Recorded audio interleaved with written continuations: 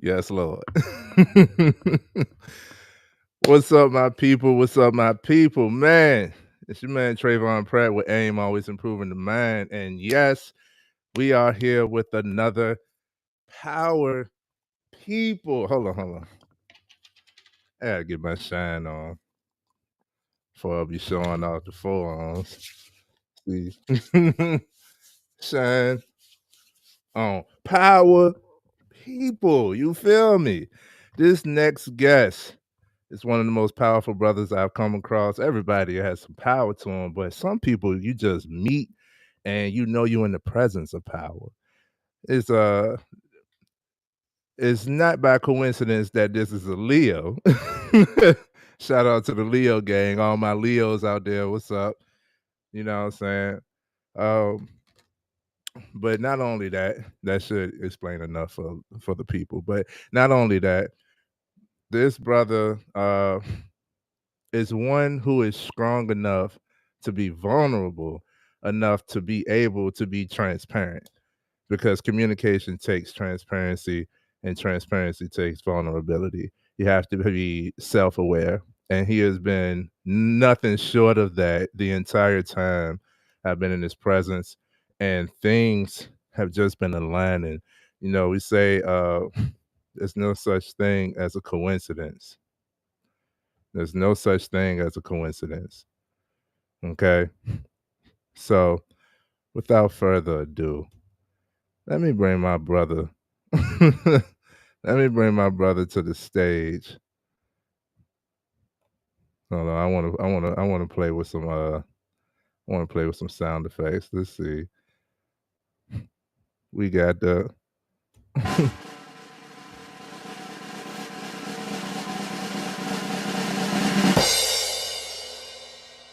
my brother in the building. Hey, not the drum roll, bro. Not the drum roll. What's up, YouTube? What's up, AIM? What's up, everybody? What's up, everybody? Man, it's been a minute since we've been on the camera, ain't it? Yeah, it's been a while. It's been a couple months for me. I ain't gonna lie. Some of them might recognize me. They might recognize the background, but yeah, it's been a couple months for me. Man, but a lot has happened this year. If y'all don't know, this is one of my brothers from the FMF Mob, FMF Network, FMF Podcast, Fitness, Mindset, Finance. Um, and we have just been doing wonderful things. It's a men's podcast, but we broaden it out into a network for more opportunities. He also, and we're gonna talk a lot more. I'm gonna let him explain. I'm gonna let him, Hey, what I'm saying? listen. Hold on. I ain't mean to cut you off, Trey. This conversation, right? Y'all getting like the Harry Potter movie when we already done had like the Harry Potter book you sit down for hours and read. We did that last Monday. So I apologize. We will try to keep it in a timely, frame for y'all. But this conversation going for a long time. So hope y'all got time. Bring your family around. I'm gonna keep it somewhat PG-13, but yeah, y'all in for a treat. Absolutely, man. I'm ready, So man. I got the energy. Energy, man. yeah. I don't want to keep the people waiting. I wanted to do a little bit more, but we're gonna make it happen, bro. We're gonna make it happen. I got so much that I want to ask you, so much that I'll like. You're a fascinating dude, man. Yeah. First of all, I see the lion mane growing. You Oh know what I yeah, mean? we out here. We out here. Yeah. That's why I'm so wise. That's why I'm on here. That's why I'm so powerful. Part of the reason, you know. Yeah, bro. Oh, Hey, that shows the self care. You feel me? yes, sir. And I just want to applaud you first and foremost for where you are and what you've been able to accomplish, and just piggybacking off of that last conversation that we did have. I just want to shout you out real quick, bro. You're an awesome dude. Yeah, I appreciate it, man. So I don't think we should keep the people waiting, man. Um, Sorry, Instagram. We having technical difficulties over on Instagram. So anybody that's trying to view from anywhere else, come on over to YouTube You can comment, you can react live. We are here. Uh, and you can interact with us right here and get some of the jewels, get some of the gems, and have a one-on-one interaction with me and Mr. Marquis Smith. I don't think I said your name in the introduction. I don't know either, but they know now. They can see it right there they can see it right there. You know, all I need is the first name. You feel me? Yes, indeed. Okay, so uh, let me do this properly. Go ahead, bro. Mr. Marquis Smith, number one, even though he has a twin, you know what I'm saying? Don't let that go over your head. He's number one. You know what I mean? I'm number Big two. Hooper. I'm number two. I came out second. I came out second, you know. Number one in my life. All right, that's fair. That's fair. Yeah. You know what I'm saying? And yes, sir. Big old Leo, you know what I'm saying? Nothing but love. And as y'all can see, if y'all here, y'all see that the title of this is The Aspects of the Humanitarian. That's a book, by the way. That's your book, bro. Like Aspects of the Humanitarian. hell yeah, bro. Okay. Off of that title alone, I'll pick up that book, bro. Okay. Off of that title alone, I'll pick up that book, bro. Just write it. You got to make that happen. I got my pen right here, Trey. I got my pen right here. You know, the best teachers were the best students, so I'm here to learn and teach. You know? Yes, sir. I thought of that off top of the dome too. You know. Yes, big old Leo, that energy gonna flow. So, without further ado, my good people, I want to introduce to you Mr. Marquis Smith. Thank you. No applause. Hold your applause, please. No applause. You're too kind. You're too kind. Yeah, how you feeling tonight, Trey? Oh man, I'm feeling it. It was a funny day. And we'll talk. I'll tell you. I'm trying to save something for the live, but I know. I tell you this. I was in a rush to be able to get here, even though the topic of my Mindset Monday live this morning was slow down to speed up. Sometimes you have to slow down to speed up. There's no point in rushing. Everything happens in due time. It's perfect timing, even though it seems like it's too late, right? And here I am, you know, trying to hurry up and get home because we set this time. And I was starting to get frustrated. And sure enough, I come around the corner, I'm walking, right? I come around the corner and there's this like big puppy. It's a big puppy. I don't know what type of dog it was, but it was a black and white dog and it had mismatched eyes, blue eye, black eye. And it just stopped, like stopped, tail wagging, stopped, everything, just stopped and looked dead at me. And then by the time I walked, I was ready to go past it. That John did a little whimper and came over to me, like gave me all this love, like it missed me. Like I ain't never met this dog, you know what I'm saying? And it gave me all that love. So man, y'all will see why that story is relevant. I am in good spirits because of stuff like that. Like spirit speaks, and human ain't the only ones with spirit. Right. That dog connection. That connection is real, you know what I'm saying? And they are able to perceive and see things. They have sixth sense that we don't tap into. We got it too, but we don't tap into because we're so distracted. But yeah, man. So now I'm in great spirits. I'm feeling good tonight. How about you? Hey, I'm doing well, man. The thing about that dog, right? One, he probably recognized your uniform. He probably cool with whoever do that route over there. You know what I'm saying? And secondly, you know, the dog just shared some electrons with you. He saw you, you know, your energy a little deficient, and he just shared some of his electrons. He will go get them back by like rolling over, playing in the grass or something easily. But it doesn't always come back to us so easily once it's been depleted through the work day or anything like that. So the dog just gave you some electrons, like go do your thing, Nick. And right. just a little boost. Just a little boost, bro. And I love it. I needed it. You know what I mean? And it put me right where I needed to be. Ever since that, I had so many more positive interactions. Um, ever since that, and I'm talking about that was right at that was at the last bit of like I was texting you like, yo, I'm trying to hurry up. You're like, about this gonna be a photo finish. Yeah. You know what I'm saying? Like, so that was awesome. You was on your Derice banner.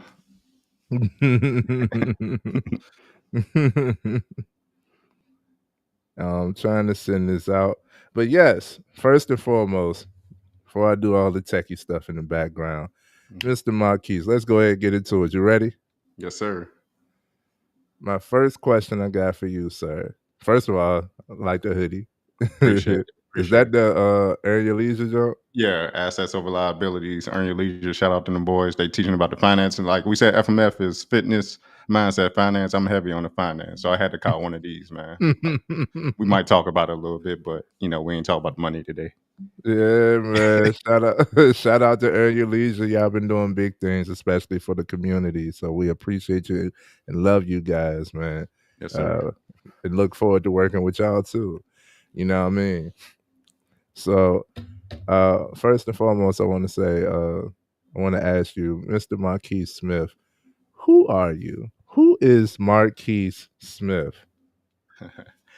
When Trey asked, let me tell you, I'm candid, and I'll tell y'all what happened. Like when Trey asked me this question, like last week, it kind of stopped me in my tracks because like, who is Marquis Smith? Like, nigga, you know me. What you mean?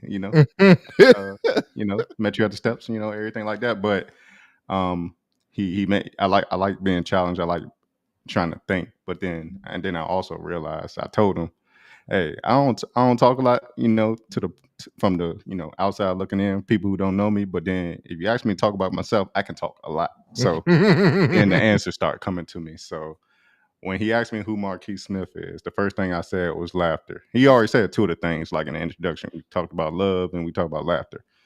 Marquis Smith is laughter. I live to make people laugh. That's why I think I was put here on earth. To make people laugh, people I care about laugh, a stranger laugh. I like sharing in the spirit of with other humans the experience of laughter. Because I like to say, if you ain't laughing, you probably ain't living. And also, if I can make somebody I care about laugh at least once out the day, if I wake up and make one person laugh, I have loved. I have spread my love. I share my love because you never know what people are going through. So laughter is a form of healing. We'll talk about later. I'll tell you I'm the village shaman somewhat, but laughter first. Well, no particular order. Laughter, I am love. Uh, that's how I show my love. I try to make you laugh. That's how I show my love. And then I said, thirdly, I'm living. I know it sounds cliche, like love, live, laugh. I got it tatted on me, in Japanese kanji right here on my chest. I ain't gonna take my shirt off, but it sounds cliche, but it's like it makes sense. You know what I'm saying? Like love, live, laugh. That's pretty much all there is to life. We don't. We work every day. Yeah, we worry about raising the kids, but we were talking about it, Trey and I, and I'm like, yo, if it really won't up to modern day, if we go back to a more primitive time, all we wanted to do was eat, sleep, maybe get a little loving from our woman, maybe laugh with each other, and then go back to sleep. It ain't much to it, man. It ain't much to it. Right.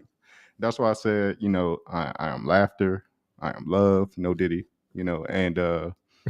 and I am living. I am living. I'm out here living, man. Out here living in a world with other beings, with other humans, with other species. We'll get into that too. And to encompass all that, I came up with I am humbly a representation of humanity. To answer the first question, and then all the other questions get deeper because they branch off the first one. So that was the short version. I love it. I love it. I definitely agree. If y'all here already been here, y'all know me. Y'all know I love to laugh. I'm gonna laugh regardless the conversation. I'm gonna find something funny. My sense of humor is kind of wicked. Yeah. Yeah, it get a little dark, but real life you can either do two things. Like everything has duality. You can either cry or you can laugh, and I'd rather laugh, man, because crying take a lot more energy out of you. Like Mm, laughter brings energy back to you, brings life back into you. So laughter, I think, is essential. If you ain't laughing, you ain't living, man. if you ain't laughing, you ain't. That's a T. Yeah. That's a hey. Hey, I came up with Um, that off top of the dome. I ain't got no notes or no nothing off top of the dome. I'm trying that down, bro. If you ain't laughing, you ain't living. There was a quote that we discussed that said, you born by yourself, you die by yourself. Do you believe that? No, because I am a walking representation of not being born alone. Yeah, yeah. You slide out one at a time out your mama and shit. But I literally started life interacting with another being, with another human. Shout out to my brother Mike. I don't like the term older. I call him born first. I'm born second. And I spent 9 months in a womb with this person. You know what I'm saying? So when people say you born alone, you die alone, yeah, I'm a die alone, but I won't born alone, so I can't relate to y'all. You know, but Mm, but for the most part, you're not alone. You're also not alone when you're born because you're in your mother. You're relating. You're interacting. You're exchanging electrons. Your spirit. Your mother's putting her spirit into you. Your father is already there because he was the zygote that went up in there and fertilized the egg. And you're not born alone. You're born like mm, when you first come out, there's people taking care of you. At the hospital, or if you do natural births, there's somebody there helping facilitate that. Because it can be a dangerous situation for women to give birth sometimes. But in most cases, I think now, as long as you have the right support and the right professionals around, you are literally not born alone. You're born with people. You're not out in the wild like olden days and stuff. And you just, your first interaction was a monkey or something like it. mm, You're literally born around people. I don't really agree with that saying. Dying alone, yeah. When you go on the ground, can't nobody come to the casket and take that long nap with you. You die mm. alone, but you're most certainly not born alone. I agree, man, and that goes into the caveat of the humanitarian, because humanity is pushing this independent ideology Let's talk about it. that Let's talk about it. I need a sip of water. Let's talk about it. Let's talk about pushing this independent ideology that is so false, it's so negative, and wonder why us as humankind is not making that much progress. And say we can't live without other people. We are born to live amongst others. it. We are born, humans were created, God created us to be sociable and interact with one another. Mhm. And I am a people person. I don't always like people, but I'm a people person. Yeah, yeah, you put it right. You put it right. But I'm a people person. What are your thoughts on? Let's talk about it. Let's talk about it. Mhm. Let's talk about it. So I go by the mantra of interdependency Mhm. Yeah, is a greater value than yeah. independency. Yeah. We all interdependent in some way or form. Mm, Like I didn't build this apartment myself from clay and mud and bricks and all that. Like somebody did that for me. right. Farmers produced the vegetables and stuff I bought from the grocery store earlier. People bring my mail. Sometimes I got a bill I don't know about from the hospital that I went to a couple months ago, and somebody brings me my mail. We're all interdependent in some shape or fashion. Like nobody is God, so we're all interdependent. Facts, Yeah, man. this independent mindset is crazy. I mean, I don't want to ruffle any feathers. Like every person is unique in what they do, their talents and whatnot. But when you really look at it from a scientific point of view, um, the only difference, I think we were talking about it. You told me like there's like 1% of us that is different from, or 0.1% that is different from other human beings, Point. and how your basically how your amino acids are branched together in sequence of your DNA. But other than Mhm. that, you're all made of carbon, water, and a few other elements that we naturally produce in our bodies. And then, outside that genetic code, how you look, how your hair is, and whatnot, we're all pretty much we as humans are composed of the same materials. Absolutely. But That we is got to so be different. true. I ain't like none of these niggas. I ain't like none of these bitches. Yeah, whatever, whatever. You whatever. Right. Yeah. Like I get it. I get it. Like you are unique in the sense of there's no other you. You can't be duplicated. People can imitate, but they can't duplicate. So you are your own value. You are the value that you present yourself. But in our composition, in our makeup, 99.99% is exactly the same. That 0.1% is where we get the genetics, the hereditary, the skin tone, the body and facial structure, the diseases, Of course. Yeah. you know what I'm saying? Like all of that stuff that we see on the surface is what makes up that 0.1%. As far as like atoms, molecules, DNA, as far as like Talk that all of science this shit. stuff, Talk that all science that shit. side. As far as all of that, bro, we are 99.9% the same. Hmm. It's amazing, Yep. Pretty you much. know? And once you realize stuff like that, it's like, yo, like, how can I hate on you? Yeah. How can I how could I want to cause harm to you? How could I want less for you than I want for me when we're identical in a sense? Like we're all human.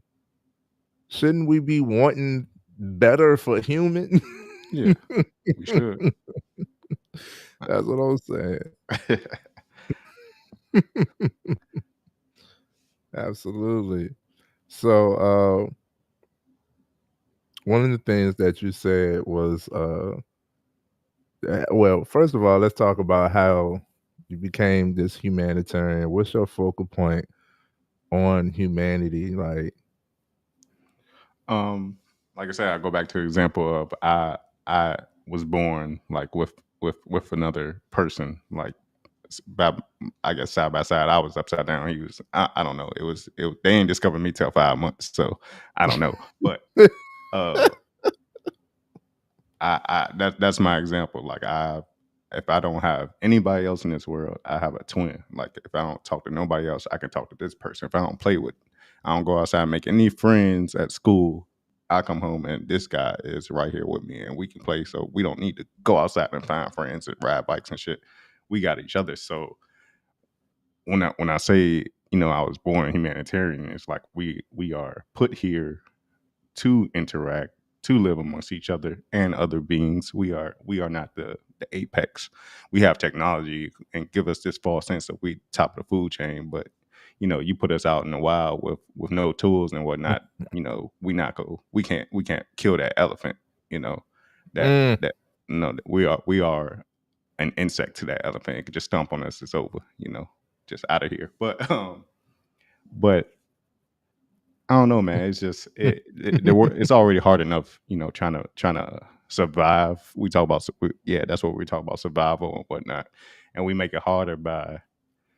I don't want to say competition isn't healthy, but competition is healthy. Is why we are the right. society we are today. But that unhealthy competition, like you said, that hate, that you know, wanting for yourself but not Unhealthy. wanting for others, just trying to put yourself on this pedestal that's more than another human being just because of their situation, the conditions they live in and whatnot. It's just kind of real superficial to me. Mm, mm. Hope I'm making Talk sense, y'all. about it, because I, you I know talk what I I talk a call lot and I talk fast, but I'm trying to make sense. Hey, they peace, get family. What's up, Mr. gonna West? What's get up, it, Mr. West? Welcome, welcome. man. Hey, shout out. Let me do some shout outs straight. Shout out Mr. to the West. shout That's out my to the guy, tribe. man. Shout out to the tribe, man. Shout out. Oh, there goes Sean. There goes Sean. Shout out to Sean, man. Shout out to West. Shout out my brother Calisthenics Complex G. Shout out to Trey, man. Shout out my boy Mr. King of the Berries, Mr. Rebuilding Man, Mr. Paul D. Berry. I love you guys. Paul D. Yeah, Paul D. Berry. I mean, I got so many more. I ain't forget y'all, but I ain't trying to take up too much time. But I wanted to shout out the guys, man. Man, this is your time, man. We got all the time All right, that you then let me need shout out. for Let me shout you. out my home. Let me shout out my brother. Shout out my little brother. Shout out my homeboy Julian. They all these Yes. dudes are young fathers. Doing it. Mm. Bringing up the generation, bringing up my nephews and my I'm a godfather too now. Shout out to Julian and my godson Nicholas. But it's just amazing, man. Like Yes. I'm 35 now. I'm 35. If y'all couldn't tell, I know I probably look 20 something, but it's just amazing. Like coming up in life, and now it's like like we go back to humanity. It's literally not just about you, because you got another generation coming behind you that you are responsible for raising and to be productive members in society. So yeah, man, shout out to everybody, man. Shout out to the woman in my life too. Y'all, nah, I ain't neglecting y'all either, but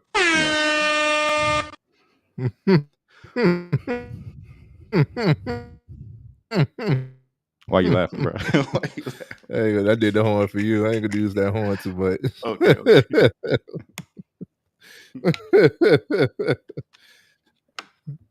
Oh yeah, my boy Ron. Oh my God, my boy Ron. man. He a Love young all father. of y'all, man. My boy Ron. He a young father. Shout out to all the new fathers. A year, 2 years or less, man. I know y'all grinding.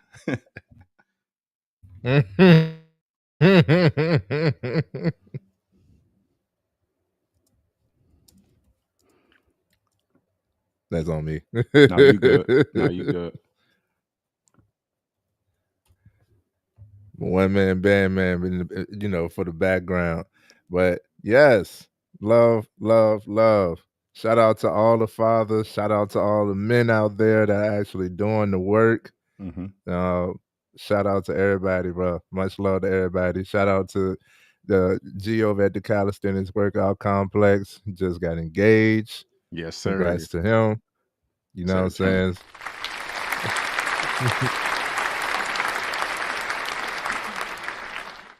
Shout out to Bleach. Shout out to Bleach. Hey, everybody stop the show. Everybody shall be seeing him in due time. Most important person in the chat. Hey, Bleach. Stop the show. Chat. What's she in the chat? I don't see it. Yeah. She said, "Well, look at these two dapper gentlemen." Yeah. Them big old Leo. You just wait. We got something coming. And we got something in store. Don't even. Hey, nah, bro. All the stuff that's in the background, I can't wait. I don't know. She sound like she yelling every time she texts him. His name is all caps. That's that big old Leo. Yeah. That's that big old Leo. He said she the most important, ain't it? Fat face. Hey. her son, big old Leo, Nicholas. Big old Leo. Yeah. Shout out to Nicholas. Shout out to Nicholas, man. Yeah, I'll say he getting big quick. Everybody, I don't like that shit. Bro, they grow like plants, man. It's just once they a little flower, then they a tree. The next day you see them. It's right. Crazy. Like, don't touch me. Dang. Yeah, that time is important, man. Putting that time in, because time flies. Absolutely, especially when you're doing something right. Yep. So you said you can't stop believing in humanity. Yeah, you can't stop believing in the human condition, because the day you give up, somebody go see that, they go give up. You never know who you're touching, who you're inspiring, who's trying to emulate you, who's watching you. So, if I were to stop giving up, that next person will give up. And it's easier for that negativity to spread, much easier for negativity to spread than positivity. So you can't stop believing, man, because the minute we all stop believing, we God, it's almost like God failed and the devil won. Even though that's all in our head though, but we'll get into it. We'll get into it. Yeah.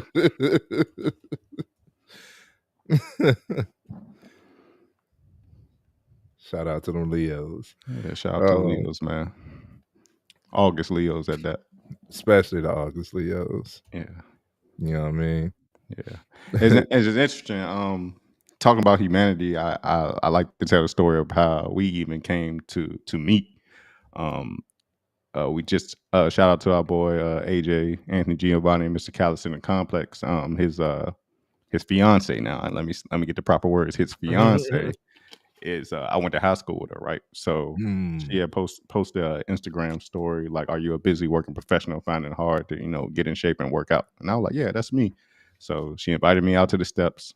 I come to the steps that Sunday, and the first two people I see is who I know to be now as Trey and Paul, Mr. Paul DeBerry. And we were sitting at the fountain. I was like kind of on the other side, because I didn't know what they were doing. They had books, they were writing notes. I was like, okay, this big dude, he probably just got out and trying to do better. And then Mr. Paul is like the converted Muslim that, his big homie in jail. So they collaborate and they doing their thing. I'm respect, and then, this man said, "What's up?" to me.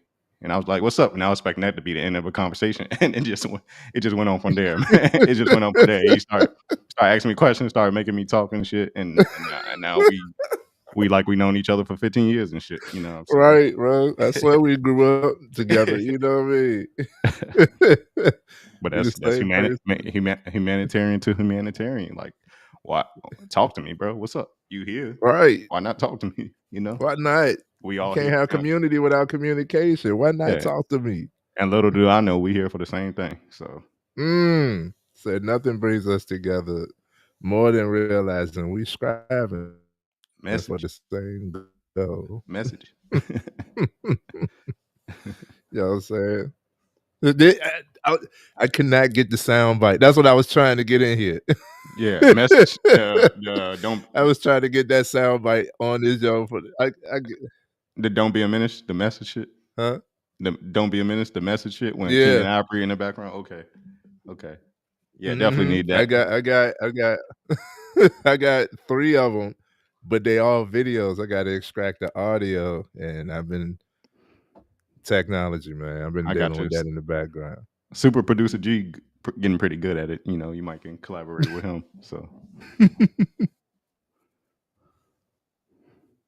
but yeah, hey, she said it yes because that's how life works. Unexpected connections. Y'all got the MacBook. Yeah, MacBook. Yeah. Right. She's one of them too. Yeah.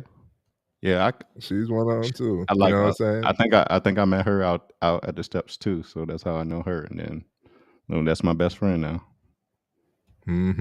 Hey, friend. She's the coolest toxic person I know. So at the core, we all it's a bunch of Leos and Aquariuses. That's Paul. They unique. I ain't never knew no Aquariuses, but Paul, Bleach, they're interesting, mysterious, but not really. I know too many now.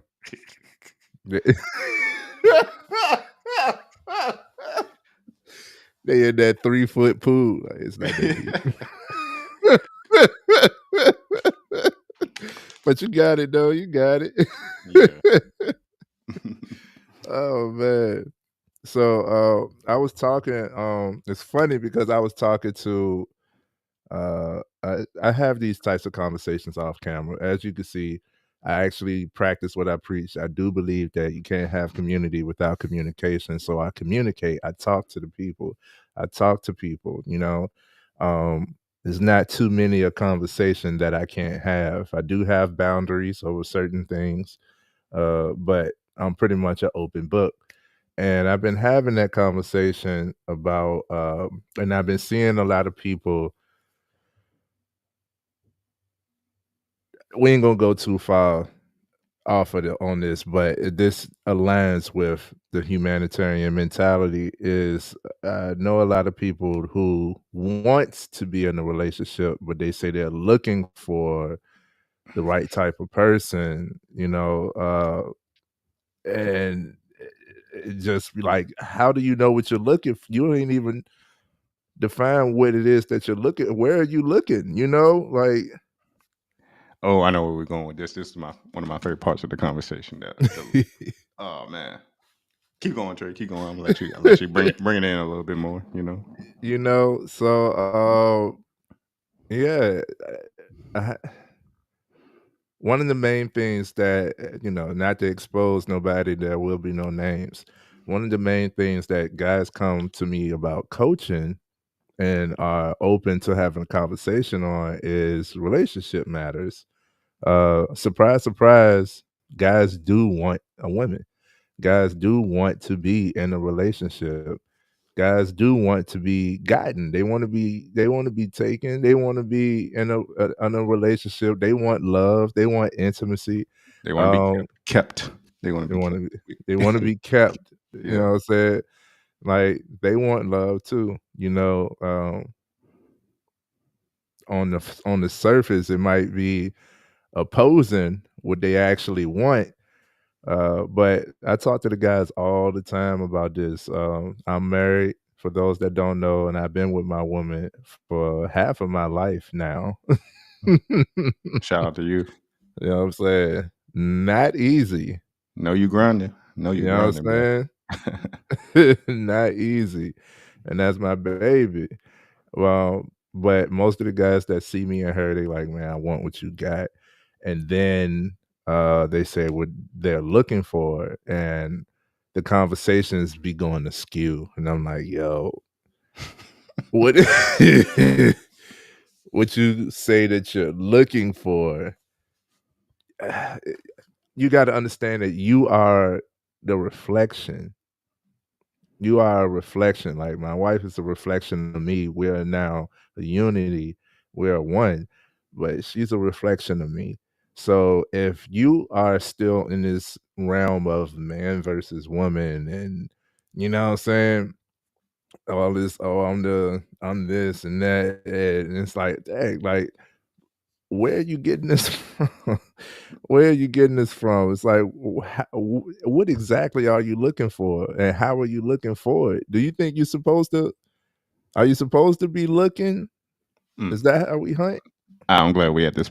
I'm glad we had this part. No, that's a common misconception with men, women, anybody on this earth. You go looking for stuff. Why are you looking for shit? Mm, Why are you looking for shit? That's not even what God intended for you to do. God mm. God didn't tell you look for anything, because if you look in any direction other than God, you going the wrong way. Woo. I don't like to say looking. You shouldn't go looking for your wife or your significant other or anything like that. You go looking for a job. Yeah, you can't just attract a job out of thin air by meditating. You know what I'm saying? Some people, Mm. maybe if you're on the internet, but you don't go looking for your significant other, your wife, or not. You attract by Mm. staying on your path. You're not looking for an alternate path to travel to go looking for something. You're already on your path. You're looking ahead at what, and you're focused on what you're doing and what you're building, what you're trying to achieve in life, your personal goals. Because half of y'all be looking for a wife, and you're not even really a husband material yet. Like I'm not like I said, I'm not trying to ruffle any feathers. All y'all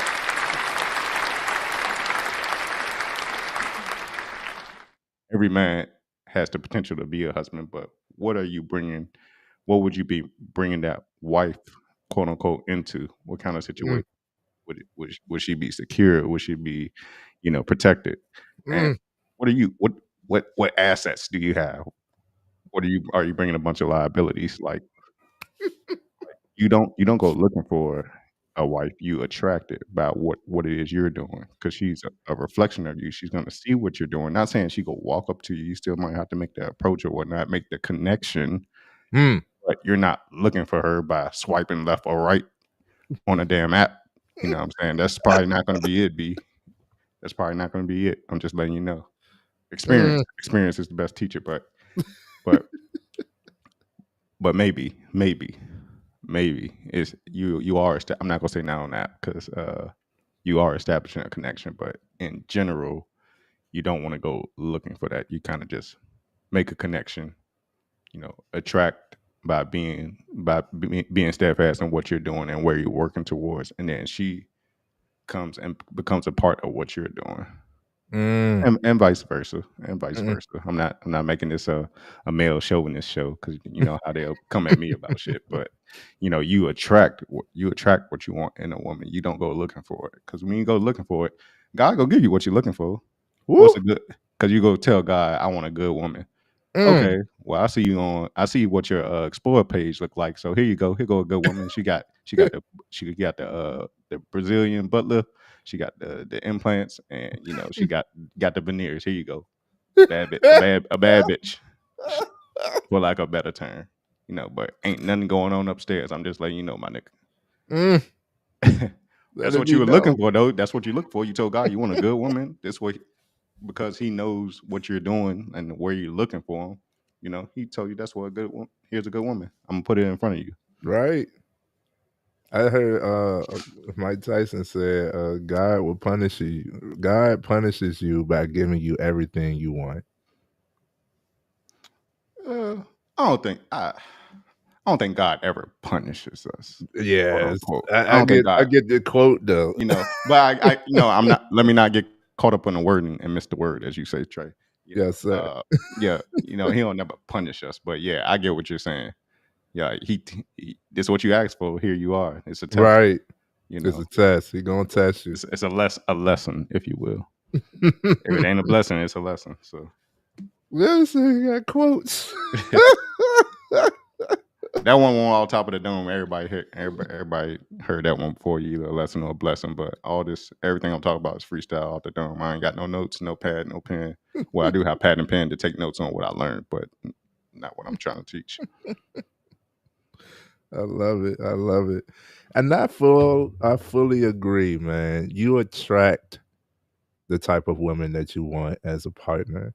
So you have to analyze yourself, right? And this for man and woman, you attract the things that you want in your life. If I say, if anything I deem I want, if y'all was here this morning, the mindset Monday was you got to slow down to speed up.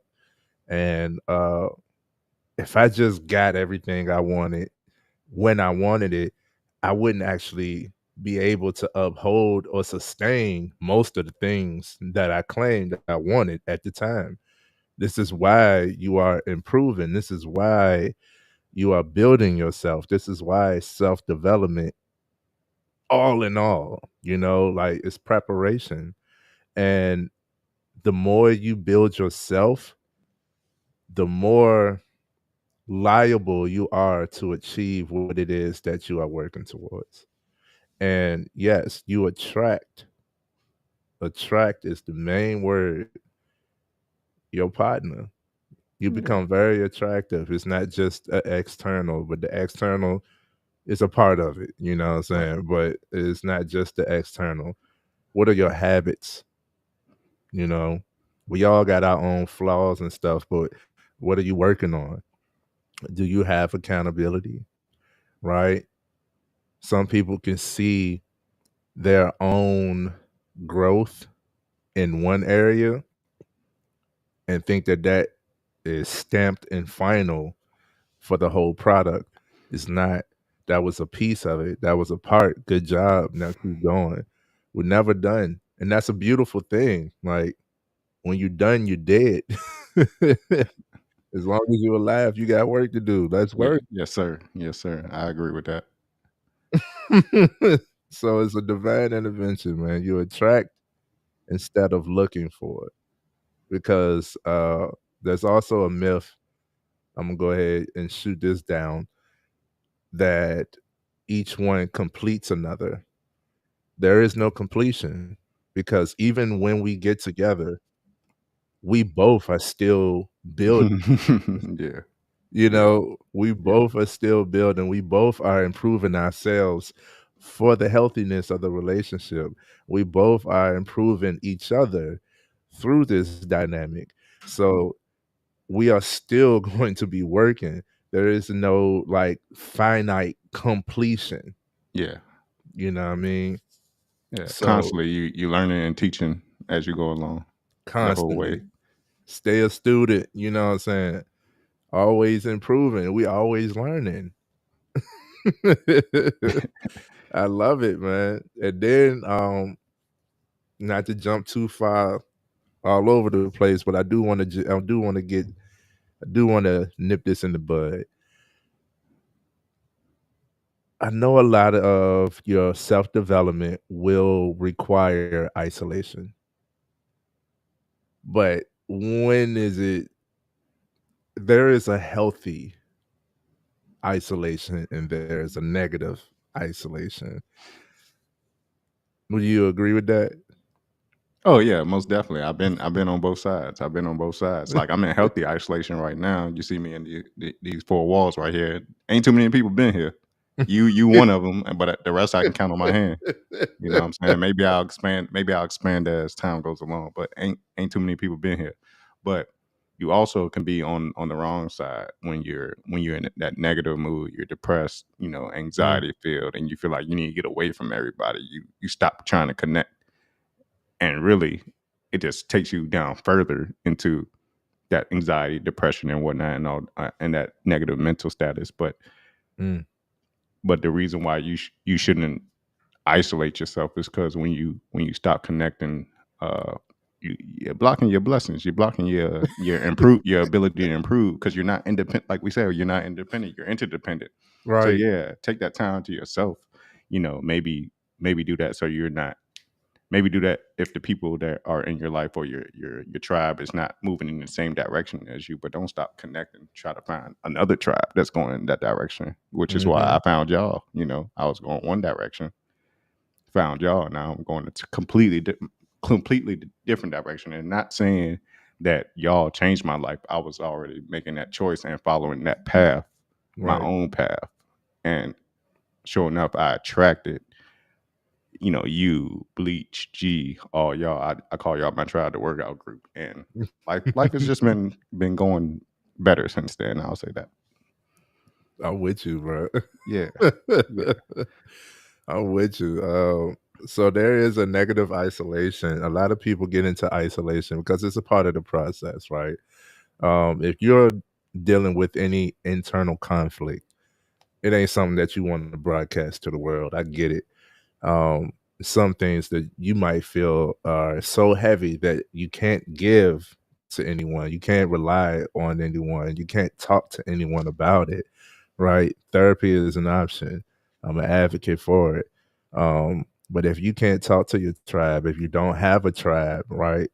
A lot of times what happens, even if you do have a tribe, a lot of times what happens is we go into isolation. We go into this cocoon where it's dark, it's cold, usually in dark, cold spaces, it gets damp.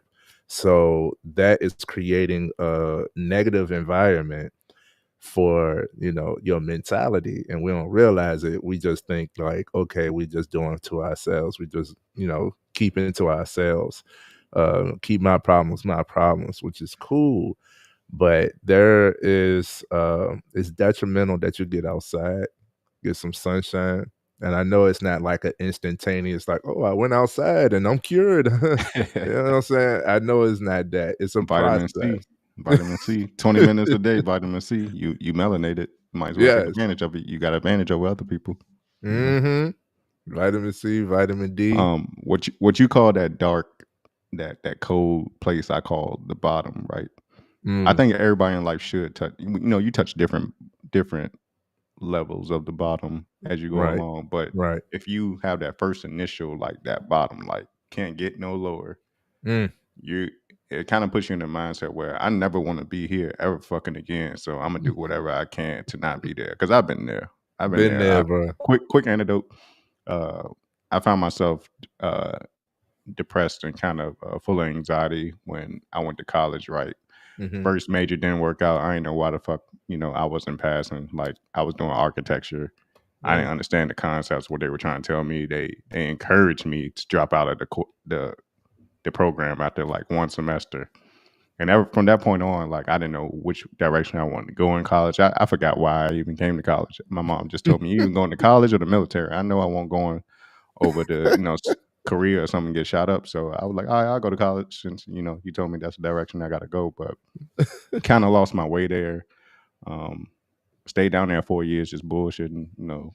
smoking, whatever, partying, having fun. I'll never knock going through. I never not going through the process. If I could do it all over again, I would do it again because I did make connections along the way. But um, I was kind of in that isolated phase where I was in front of people every day, but I was lying to everybody about how Mm. I was feeling. It was to the point what my bottom was. I kept lying to my mom. Like I wanted to drop out. I knew for a year I wanted to drop out, and I held it in for a whole year. Took out more loans and whatnot, knowing I won't go to class and pass them or anything, just trying to keep up this lie. And then it was like the day that I told her I dropped out.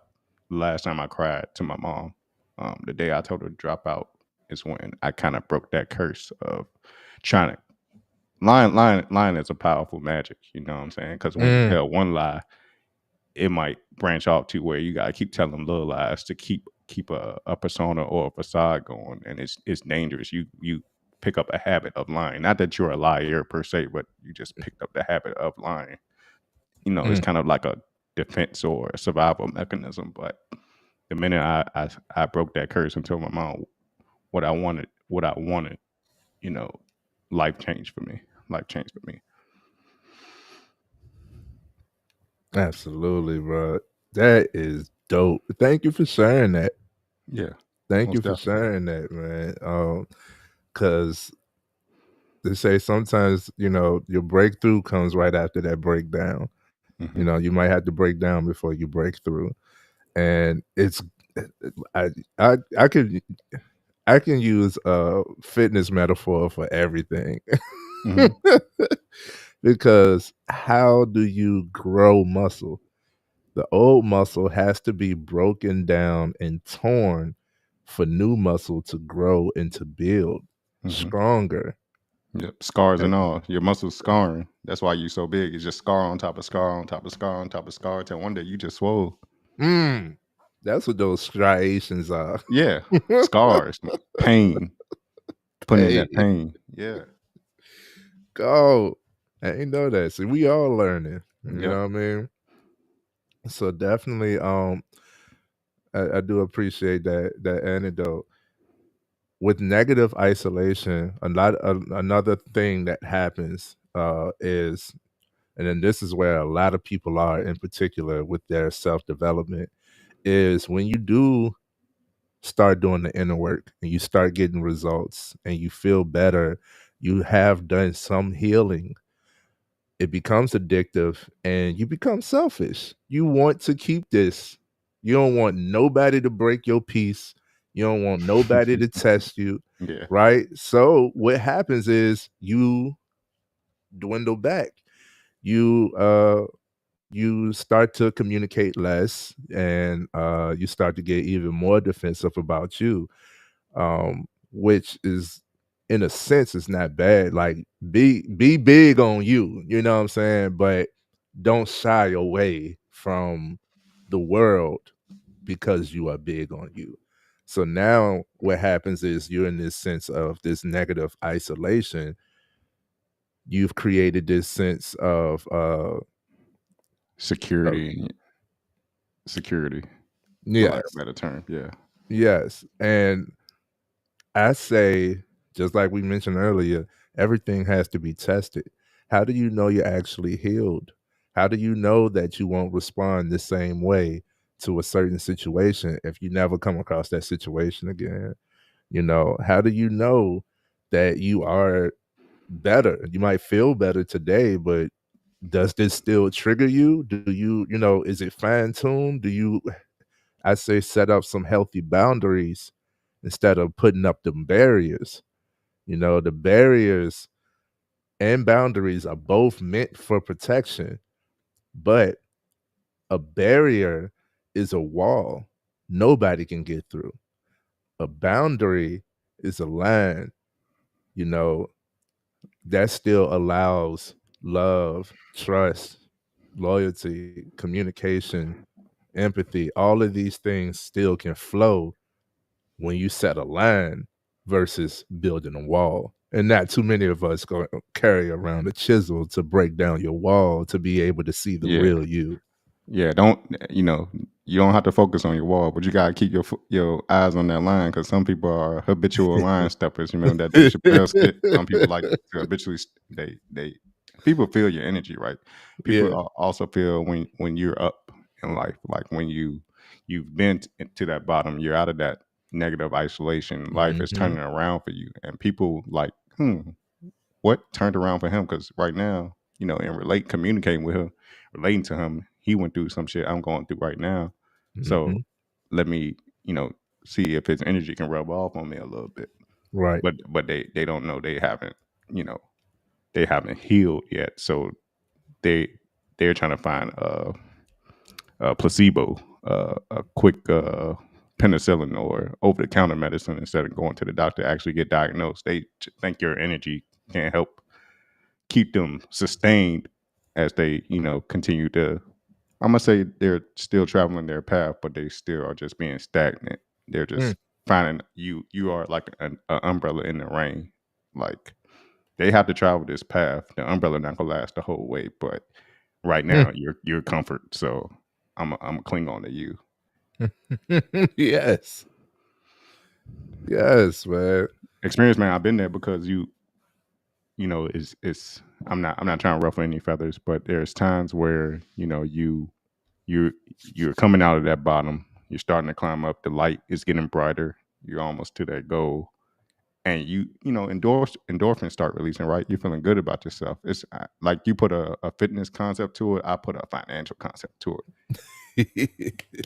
What we do as Black people when we get some additional income, we get them raises, we get a job that's paying $5 more than what the last job was paying. What we do, we upgrade our lifestyle. We upgrade our lives. We start upgrading shit. Yeah, I can afford this now. I can afford this now. Like I can, pay this bill with the next check, and I ain't gonna be behind. I'm good. Let me just start buying shit. You do that with your energy too. The minute you come out that bottom, you've been in that isolation so long. You feel good about yourself. So you go out and you start being around people, random people, places you wouldn't go before. You confident enough now to where you think you want to go. People people are attracted to you. And that's the thing about attraction too. You can attract some bullshit too if you depend on where you are in that journey. But like I said, you're starting to come out that bottom, but you still got ways to go. But you're starting to feel good about yourself, so you're kind of prematurely, spreading your energy again because you're back amongst people. You've been in the whole, like, it's good to be outside. We say the term "I'm outside." Outside can be dangerous, man. Outside can be dangerous, and I'm speaking only from experience. Allow certain people around you, and you realize later they're just draining your energy. You don't notice because you're happy-go-lucky ass. You like a dog that got out the cage. You just want to run around and have fun, but then these energy drainers are slowly draining your energy, and you can't tell because you're thinking, "Oh, I'm a dog. I'm with these people. You know, everything's good. I'm happy just playing." But all that playing get tiring after a while. And what is it doing to fulfill you?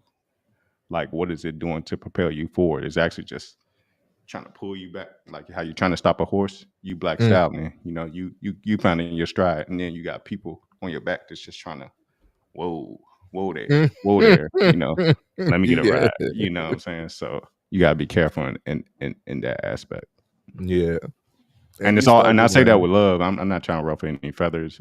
I'm not talking about anybody specifically in my life. I'm just saying, like, you, it's out of love. Like, hey, I Be love you, aware. but I'm on this path, and you know I've come to realize some people you have to take in doses. You can't drink the whole bottle. Pause. Yeah, no, dead ass though, bro. What he just explained was setting healthy boundaries. You can't like, all right, now that you've done some of your inner work and you come out of that cocoon, you know what I'm saying, you ready to spread your wings and fly. You can Yeah. do that. But watch out for those we can call them leeches. Yeah. Leeches that, just want to feed off of your energy, that don't reciprocate, or, you have people who are, and most people don't choose jealousy. You don't choose your emotions. You choose how you react to them. Hmm. Um, so when people have jealous or envious emotion and they act off it immediately, um, you know, you can forgive them, but you just got to be wary, be careful, keep an eye open, and I'll definitely do. I had a few people. It's a I Leo had party. Shout out to Quan. We got more Leo a, energy in here. hey, big Hey, old Leo. Quan. I'm trying to get you up here too, man. I want you up here too, man. So let's talk. And you too, fat face. She says, Quan said he taking a little hiatus away from the media, so he might take him a little bit. He on his journey right now. So it's all right, bro. I got nothing but time for you. Everything happened in due time. You know what I'm saying? You know what I mean? Ain't no such thing as a coincidence. So yeah, she says ruffle feathers, because sometimes feathers need to be ruffled. First and foremost, understand we Leos. I had to learn not to dim my shine. Hello? When I refused to dim my shine, that's when I started receiving shade. mm, that's a bar right there. That's a bar. That's a bar. Let me turn around in my chair right quick.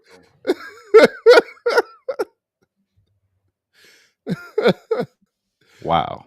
When I refused to dim my shine, that's when I started to receive the shade, man. That's when I started getting shade, bro. And it's okay. All of it is part of the process. I know it's not pretty, but it's okay.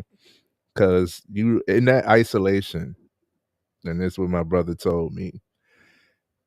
Isolation should be to determine which direction. It shouldn't be the destination. I remember we was talking about that now. Dang, I knew it was something I Mm. was missing. There you go. There you go. Like I said, we giving y'all the Harry Potter movie. We were reading the book last week, and so the book I got nervous getting on because I like the book is so much better. We can't duplicate it, but we close to it. We close. Yeah. You go get what you gonna get, you know what Yeah. I'm saying? And I love that. I love that bar. That isolation should be to determine which direction, because we all got to go inward. We all got to have time to ourselves. We all got to have those moments of isolation. It's healthy.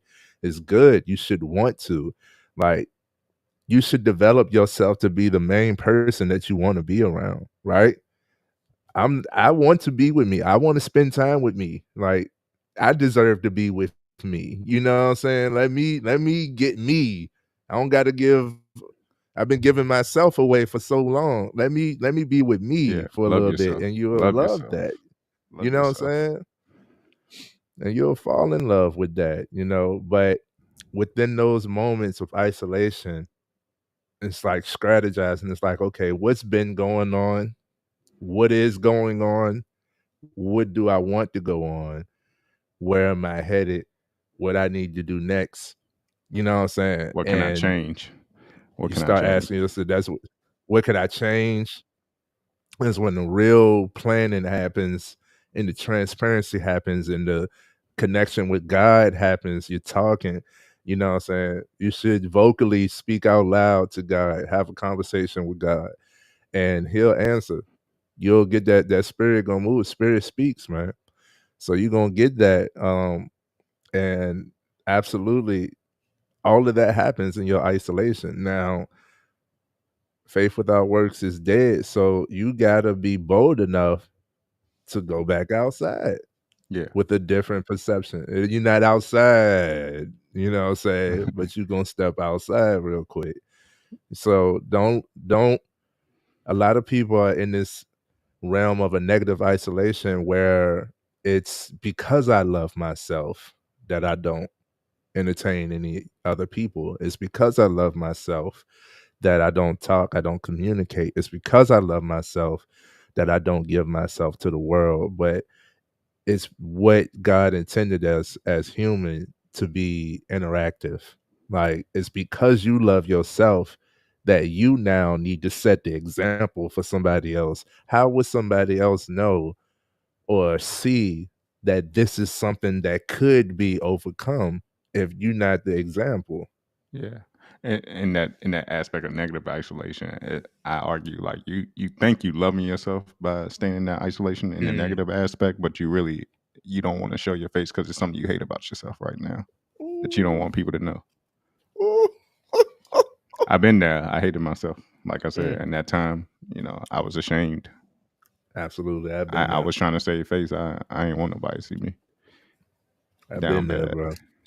It's I like had I don't even want nobody. Hey, how you doing? Because I'm about to explode. I'm about to let all this out. Like, don't even ask me.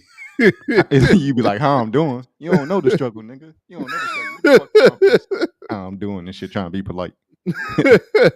Just lashing out, man. Just lashing out. Yeah, but we can't live out of fear. We're not born, or God did not instill in us a spirit of fear. Mm-mm. So we cannot live out of fear.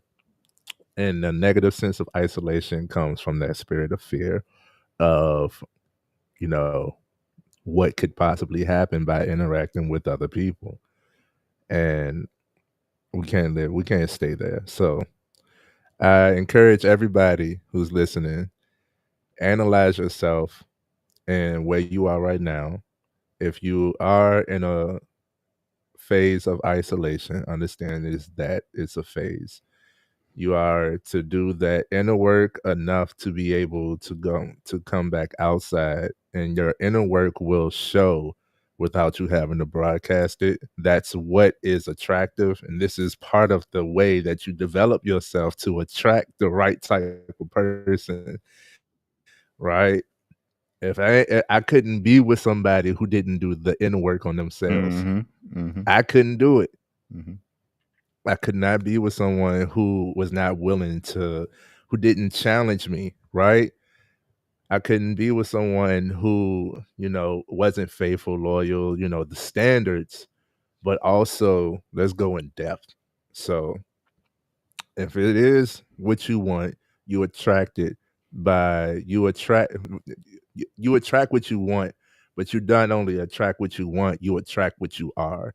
So be in the sense of doing, right? Be in the sense of doing what it is that you want. I want love. Okay, well, give love, and love Mm-hmm. will flow. I want trust. Will be more trustworthy. Trust others. It's a scary thing. I know. Trust me. Better to give than receive, though. Better You to give than receive. know what I'm saying? It's a flow. If nobody was willing to receive, then nobody would be able to give. Mm-hmm. So be open to trust, be open to love, and you gotta do the inner work in order to do that. And you're not going to be able to say that you're doing it if you're not interacting amongst other people. So all of the above. Hey, hey, Trey, I don't know if you realize it. We still kind of on the first question, Yes, and it's sir. been an hour. I Like, was and this still the going. short. This still the short version. I'm not telling you to hurry up, but this I'm letting the people know. This still the short version because I talked to this man for like 7 hours last week about 5 questions. And I'm just like, I had to charge my phone twice. The iPhone, if you just talking on the phone, you're not using apps on the internet. The iPhone battery lasts a little while. I A had to charge little my phone bit. twice talking to this man about 5 questions. And you see how this one question just led us to a vast conversation about, not many different things, but multiple aspects of one thing. And, that's the power of communication though. You never know Mm, what you can unveil from just asking a question. mm. Come on, bro. And on that note, next question. Let's get to it. Let's get to it. This probably gonna be my favorite question. Yes, sir. So, Mr. Smith. I can't wait to use that Mr. and Mrs. Smith. That's gonna be fun for me. But, but, what is your passion? What is your passion? This next question is like triple fold. What is your passion? What do you do, and what is your purpose? Okay. When you asked me last Monday, you asked what do I do, then my passion, then my purpose. So I'm gonna go in that order. Um, what do I do? Yes, sir. I'm a supervisor at UPS. I'm not afraid to say it. Been there going on 12 years, October 18th. So I have a career. I don't really have a job. I've been invested in people and other humans for like 12 Mm. years. That's my profession. That's part of being a humanitarian. I have to interact with people for my job. Ain't no ifs, ands, or buts about it. Sadly, some days, but it is what it is. You know, that's that's kind of my purpose. My purpose. Let me go one at a time. What do I do? I'm a plant dad. I'm a plant dad, so to speak. If you look over my left shoulder here, that's my dream plant. I just repotted her last Saturday after having her for like 3 months because she was getting too big for her other part, and she is thriving. She comes alive at night. I don't understand. Like if I turn the lights off, she would just sprout up and whatnot. She's alive at night, not during the daytime. When the sun comes out, she kind of like in her isolation. But at nighttime, when I come home through the door and turn the light on, she's like Mm. this. It's crazy. Um, as of Mm. today, I'm a pet owner. Uh, as of today, I told Trey the story before I got online. Hey Trey, can you hold on? Kind of introduce the world to my pet. Yeah. Hey, give me 1 second, y'all. Give me 1 second. Absolutely. It might not be. It's a little stressed out. It's in a new environment. I took it from PetSmart today, but I'm gonna see if it'll cooperate. It was on and off today, so we building that trust. We building that trust. Right. Hey, that's dope. I didn't know he was a plant dad. Bro got the green thumbs. That's important. That's what I'm working on. I done brought a few plants back to life, but I don't be keeping none. I kept a rose for like 2-3 months. That's a hey, anybody else got the plants? Anybody else got live plants in the crib? Put it in the chat. Put it in the chat. Or do your them Jones turn brown when you sit them down. That is awesome, man. A plant dad. I gotta give me some plant. I've been talking about it. I want to grow me some produce. That's my next step. That's my next thing I'm gonna do. Unfortunately, I'm gonna do it in the winter. Smart.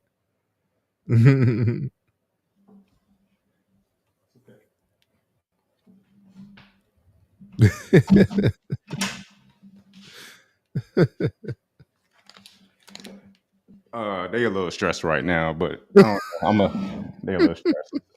Getting used to the new environment. Yeah. He not up on his heating rock right now, but I have a bearded dragon. I bought a bearded dragon today. I, Oh yeah. I wanted a pet. It's funny. I'm a dog person. I love animals. But I knew I couldn't bring a dog or a cat home in this apartment. And I'm at work all day. Keeping it. I don't want to keep it caged up. And them cats, they smart, man. You go up to the cat where you can adopt. They start looking at you all like with the Puss in Boots eyes and clawing at the glass like they want you to take them home. Then they come here and raise hell. Like I ain't going for it. But I purchased a bearded dragon today, and he has a 40-gallon tank. I bought the biggest tank I could get because he's going to grow to about 24 inches. He's about maybe 8 inches right now, but Oh. got all the heating lamps and everything. He got a terrarium with all these mosses and plants and shit in there. He having a good time. But as of today, part of humanitarianism is you're amongst Earth with other creatures, so we interact with them too, every day, whether we realize it or not.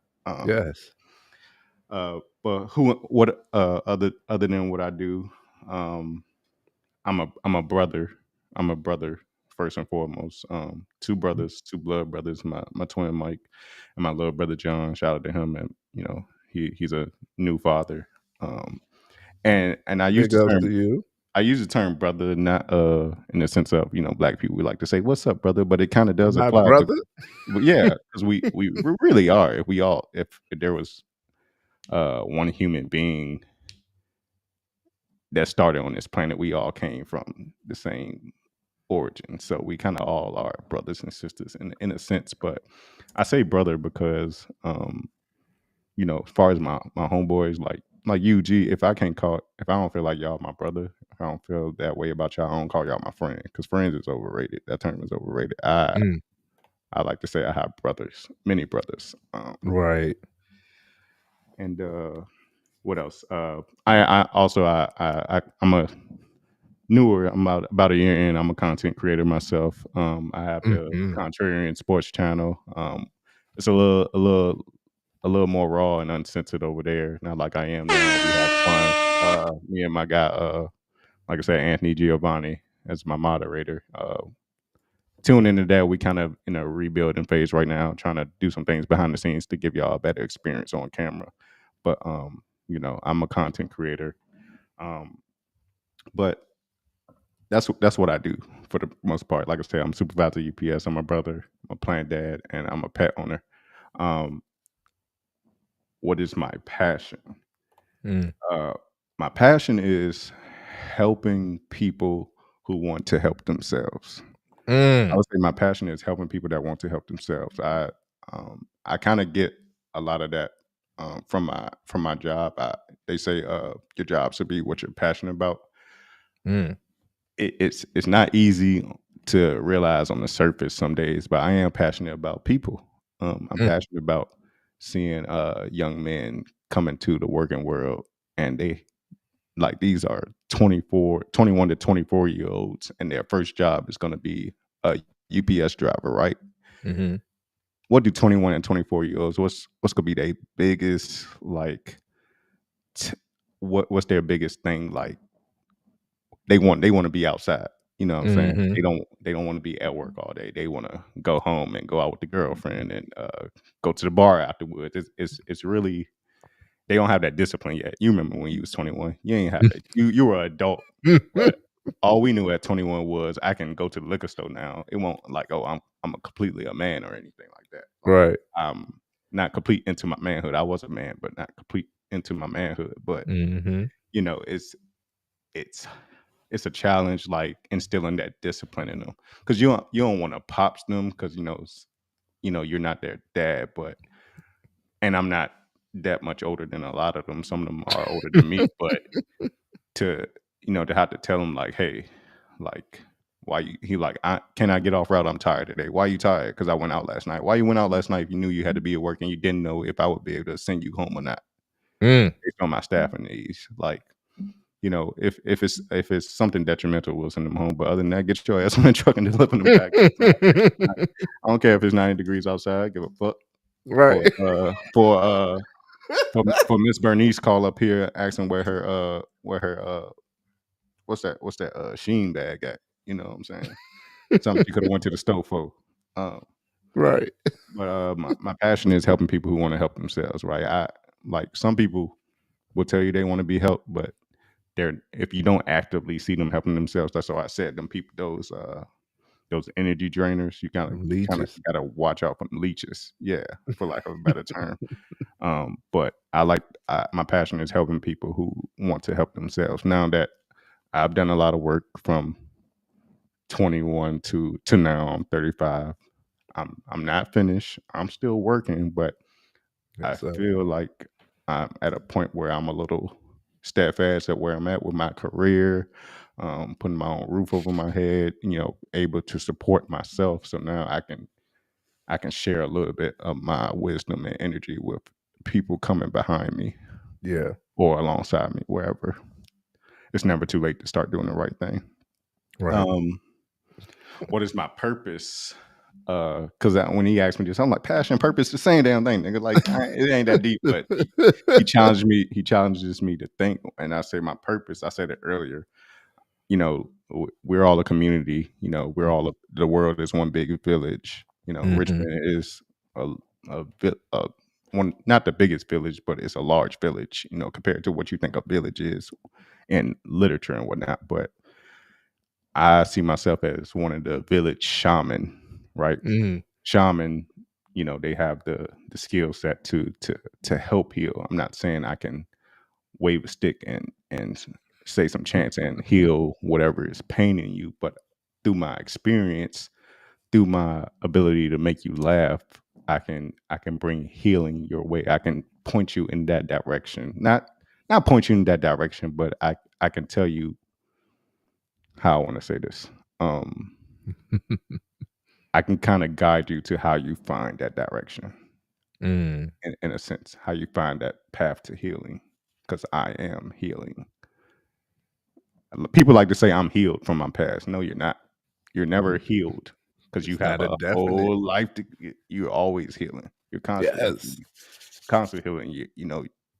For people out here, your parent died. You ain't never gonna be healed from that. Right. 'Cause it's a different experience when they're here living and breathing with you to not being here. So you're gonna be constantly reminded of that after they're gone. So you might react to it, better as you go along, but it still stays here with you. Mm-hmm. So you're not healed, but you're constantly healing. I'm constantly healing. I become great at compartmentalizing. I'm almost probably toxically a great compartmentalizer, because I tell people, like, I can put stuff in this little box in the back of my head, but if you happen to trigger it, it's a fine trigger, it's a hairpin trigger, but if you trigger it, it's gonna be a lot of bullshit coming out. So I'm trying to work better at being constantly getting stuff out and not boxing it up and forgetting about it, and handling that. But Mm-hmm. I think in my experience with most people, I'm a little more experienced than they are, because people. Another thing is, if you want to heal, right, and this is part of that healthy isolation, you got to stop letting worldly things Mm. bother you, bother your emotions. Mm. I get it. You think you're doing something by saying, "Oh, Trump it ain't shit." He'll be a horrible president. People think they talk about some shit when they talk about politics and shit, not knowing it's really all a dog and pony show, Yeah. and ain't none of it for you. Like, politics ain't never been in America, ain't never been for the benefit of the minorities, for us melanated folks, shall I say. But stop letting Speak. worldly things like these forces put you against somebody. Like, oh, you're a Republican, you voted for Trump, and you're black. You're not my people. You're a coon. You're a sellout. Mm.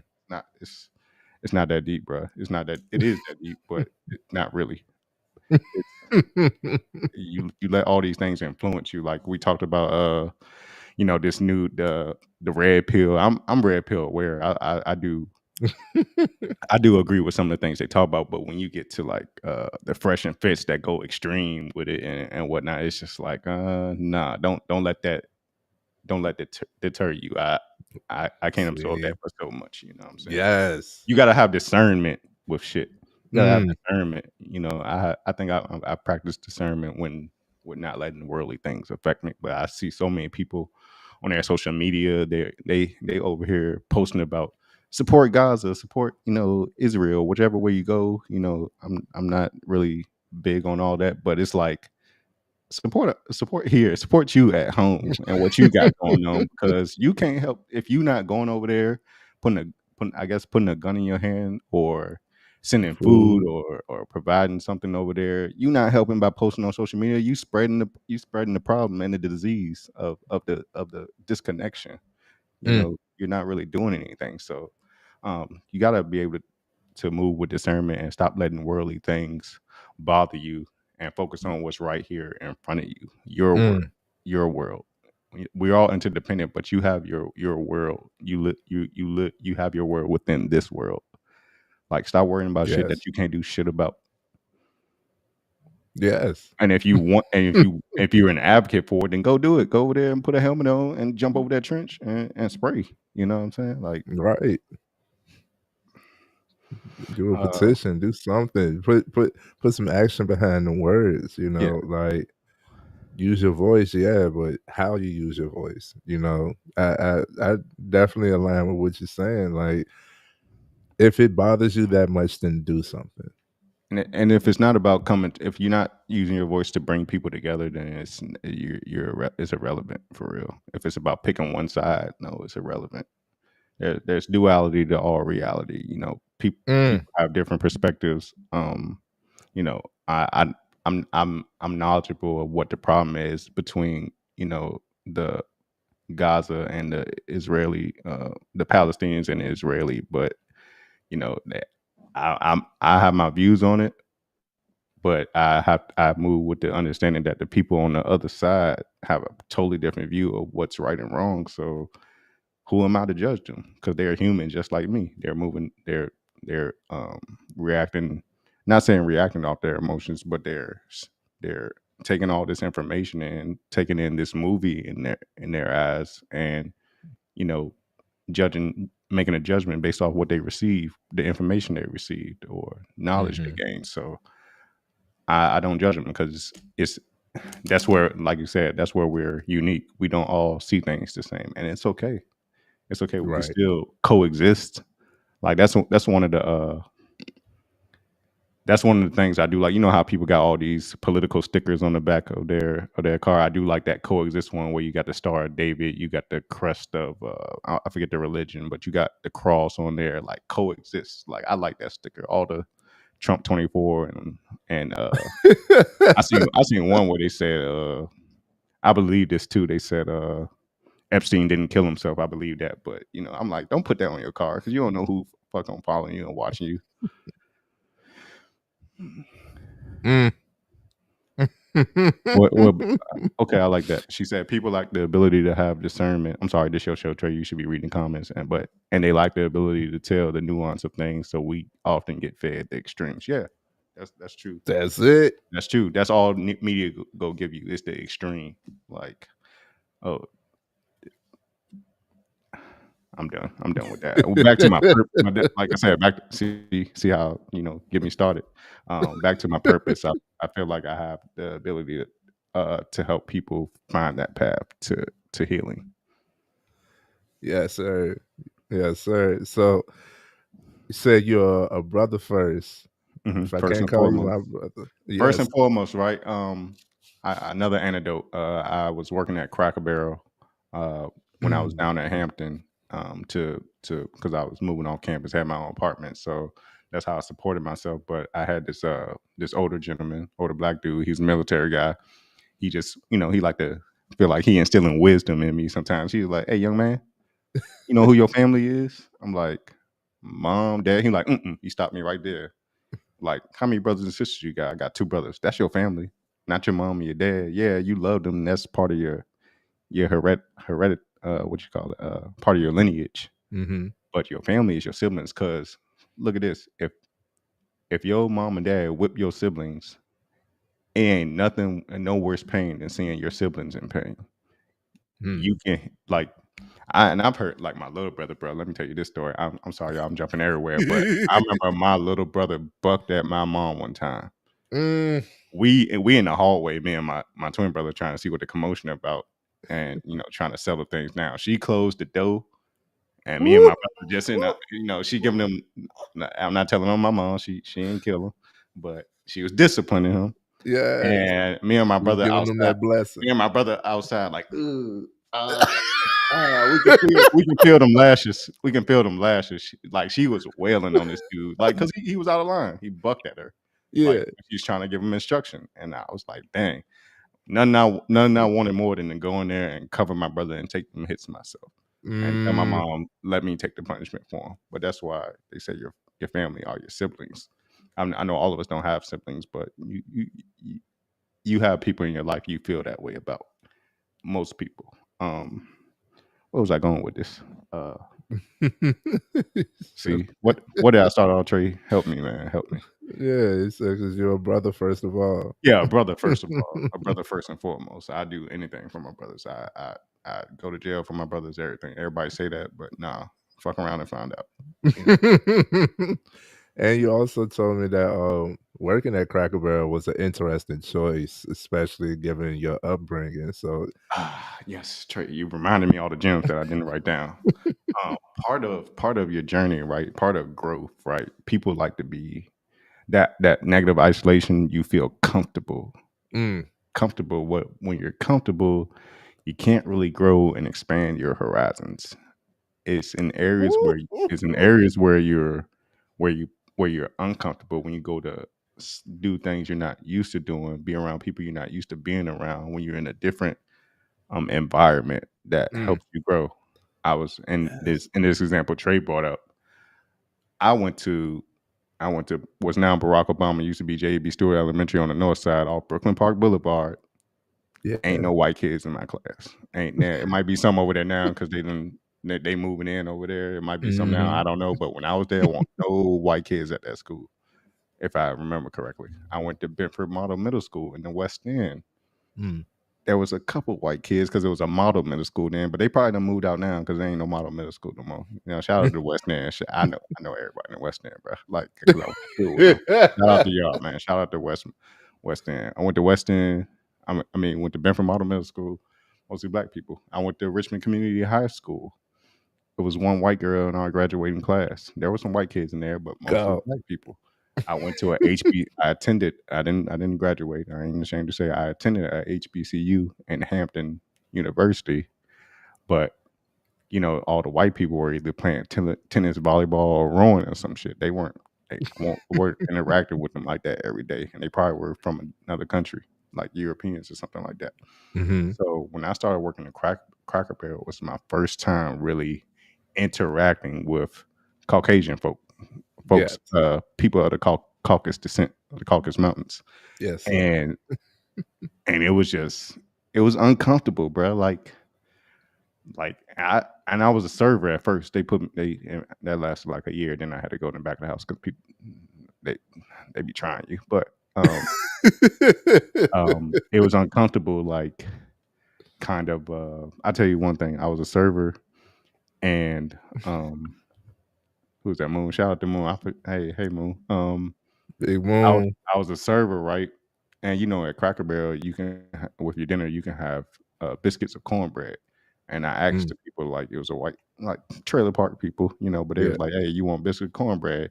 They were like, "Oh yeah, we want cornbread. We love cornbread, and I know you do too." But, I get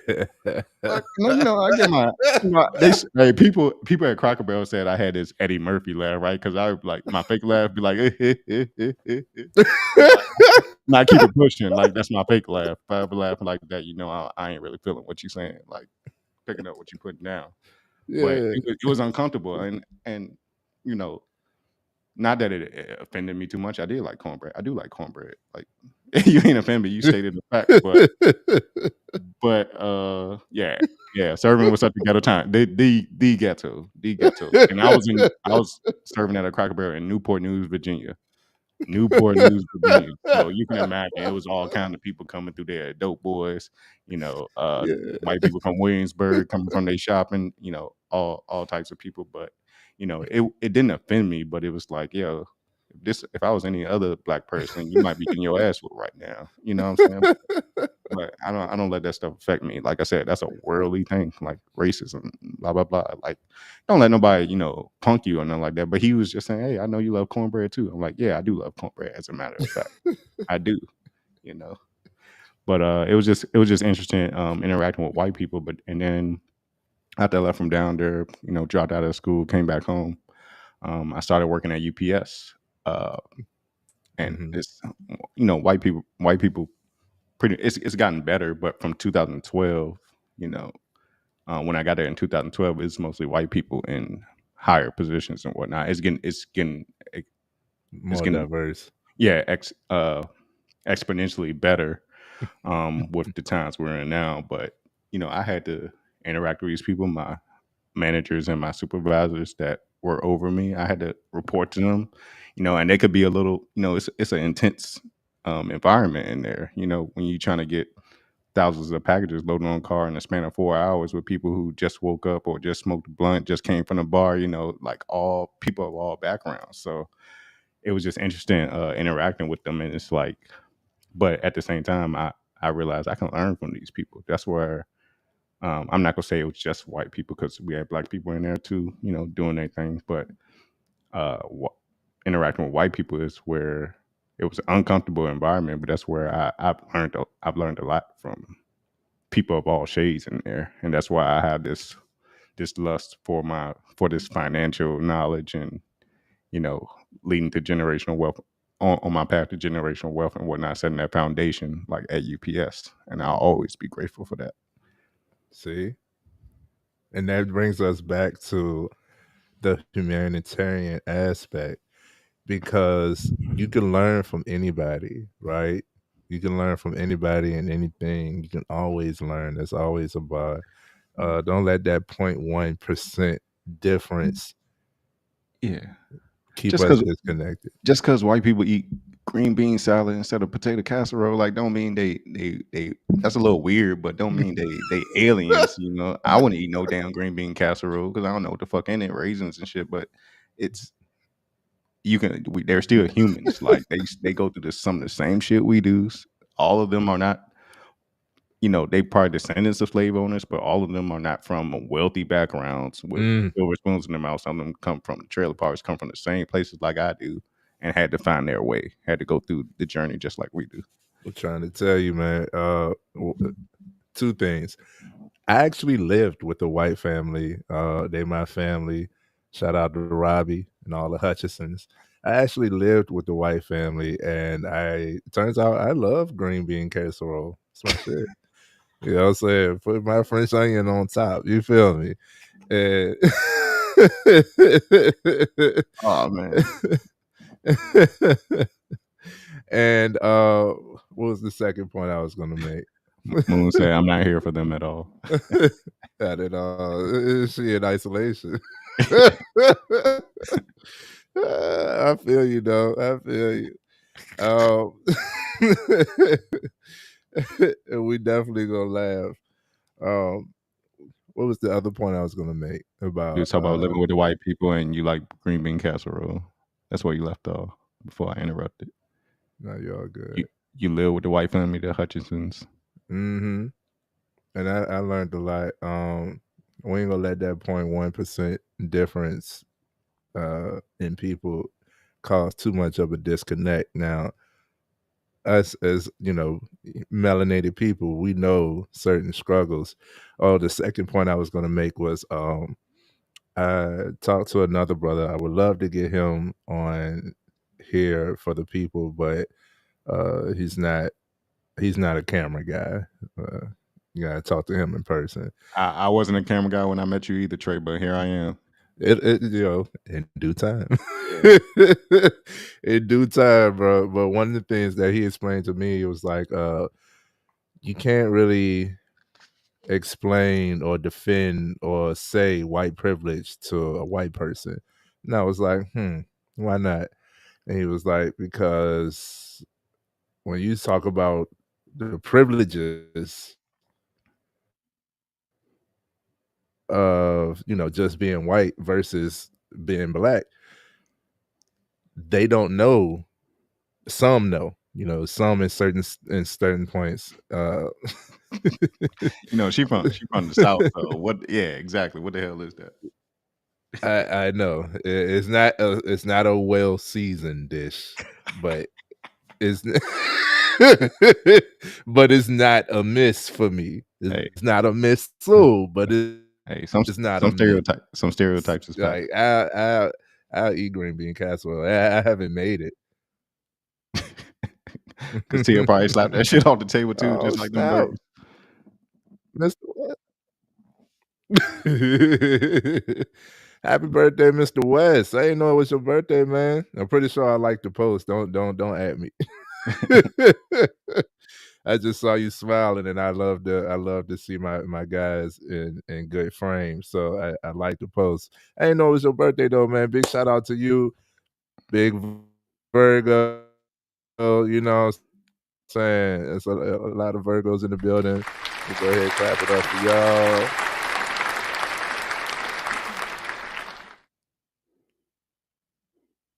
And I'll also clap it up for the Aquariuses. They have me in here now. Hey, I love it. I love Aquarius. I love my Aquarian people. Love Aquariuses. Yeah. Get on my damn nerves, but I love y'all. I was sidebar. That's off camera conversation. So so yeah, it's like when you talk about privilege, they don't really see it because a lot of them have to. Every human has struggle in their life. So initially, when you talk about privilege to a white person, they automatically like, nah, because I got my problems too. Cool, but it's not the same as ours. Sidebar, and here we go. I can't stand a Leo.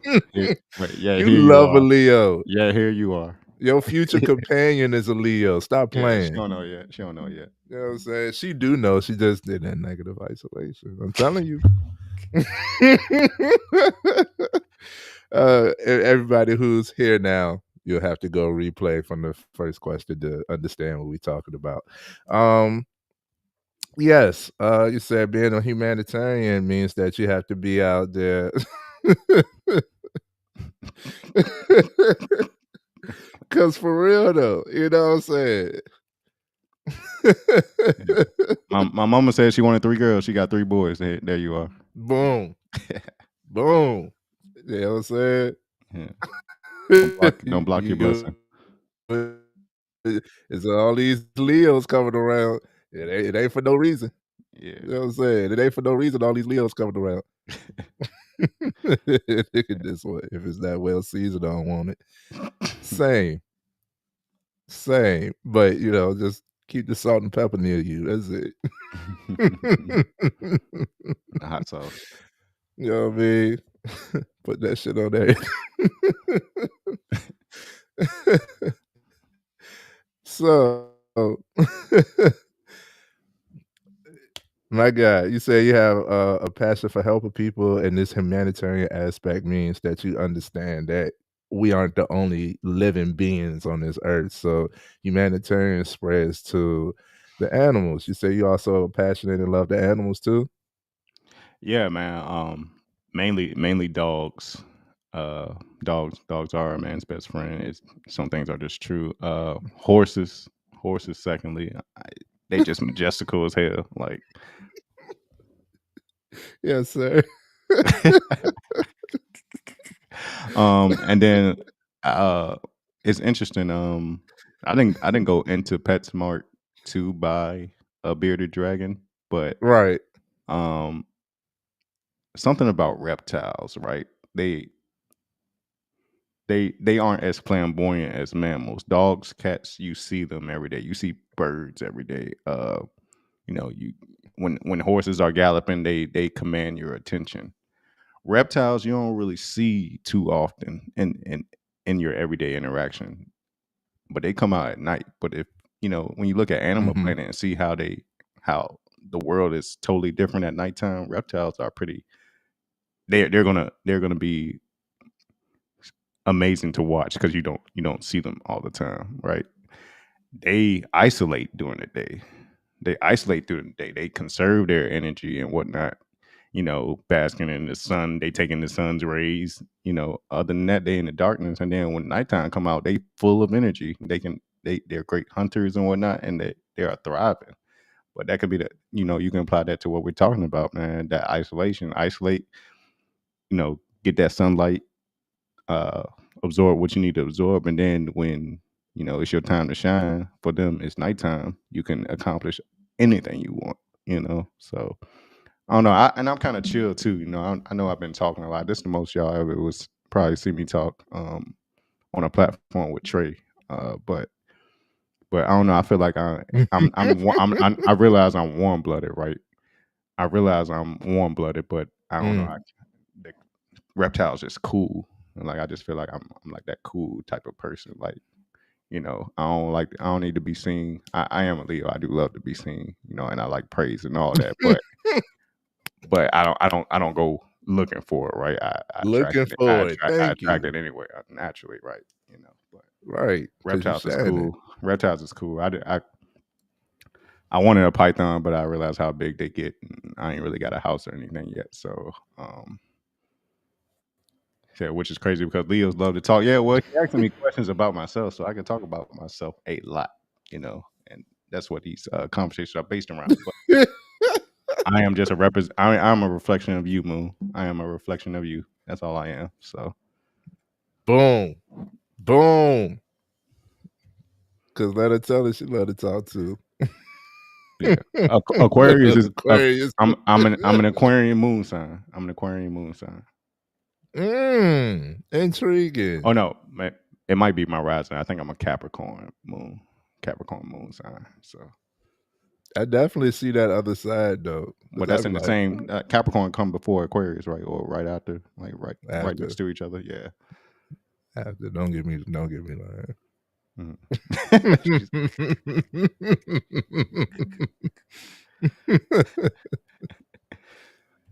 Yeah, so you have a connection with the dogs and horses, Yeah.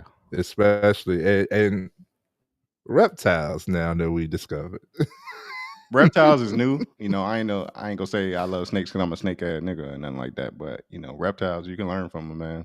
They a different type of being. They it's like it's a reflection, right? We creatures of the day, they creatures of the night, but we still like it's like a reflection thing, like or not mm, reflection, duality. Like there's a different world at night, uh, as opposed mm, to the daytime when the sun is out. The moon can move nature just as much as the sun does. The tides are higher when the moon is out. Certain animals come out when the moon is out. They don't want to be out in the daytime, and then vice versa. In the daytime, plants, uh, and some other mammalia are more alive during the daytime. But we always living, everything living. We think because it's quiet outside, ain't shit going right. on. Keith, why you lying? Because you a talker for sure. Yeah, but I'm pretty sure the most To I've certain talked to you, people, the most I've talked to you is probably in a private setting, like away from a crowd. But I might be lying, so don't get me started. I might be lying, y'all. I'm learning. I love to talk, so when it's something worth talking about, yeah, he has tone. proper discernment on who he gives this conversation to. All right, there you go. That sounded good. I'm gonna go with that. That sounded good. I can talk to I can talk to Aquarians. I can talk to Aquarians. It's the most I've heard you Right. talk. Yeah, yeah. I don't. I rarely run into moon. I run into moon here and there. Like when it comes to the steps, like I ain't the most consistent, so that might be why. But It's that isolation. And so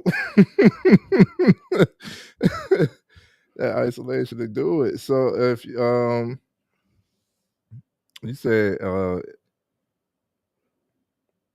going over my notes, where matter of fact, we let at me question ask you the 3 now. next question. Oh yeah. Let me ask you the next question. That's what I was thinking too. That's why I said, I I get that a definitely lot. see that other I side. get that a lot. People like ain't no way you a Leo because you ain't flamboyant. You ain't out there. You ain't beating on your chest. Like yeah. I don't think I am either, but go on. Nah, you big Leo. You big Leo.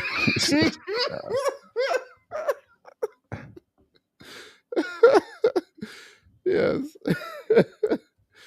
I don't be thinking I am, but then it's like I told y'all. Once I realized I don't need to dim my shine, you gonna get it.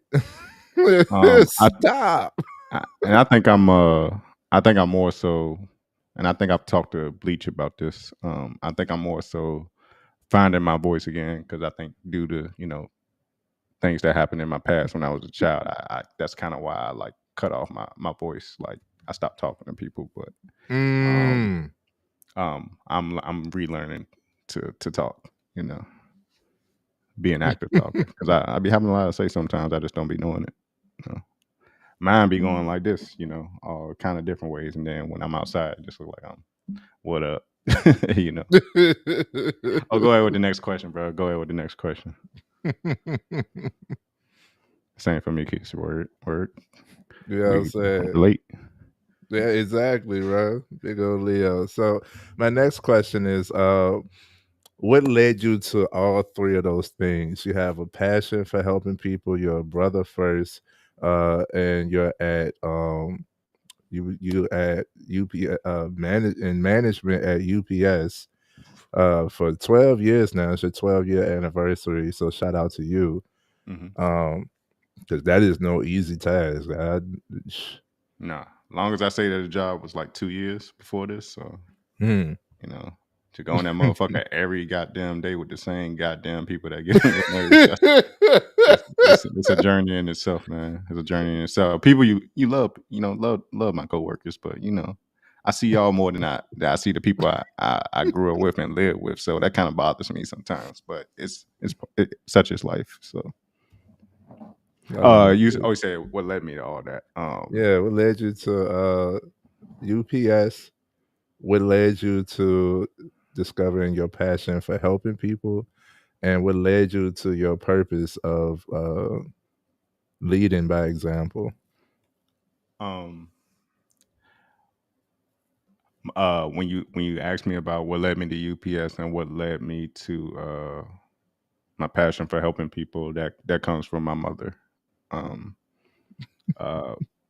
My mother, long story short, the way I got into UPS, I dropped out of school, finally got over like being afraid to tell her I want to leave college. I don't want to do this shit no more. Came home and I was broke for like a month. And I'm used to getting money now because I'm living off campus and got my own apartment, paying my own bills, and I'm broke for a month. So I'm going to this a different bottom, but not that rock bottom. So yeah, I was applying to UPS in the past during the summer, but being in there, I understand why they just want college kids from the summer. They want that turnover to look better. So she knew I was applying to Amazon, and I put in an application. She told me to put in an application to UPS because a coworker of hers, her husband was pretty high up in there, and he asked me, she asked me through her husband. I mean, her husband asked me through my mom, like if I went in there, would I want to be a part-time supervisor?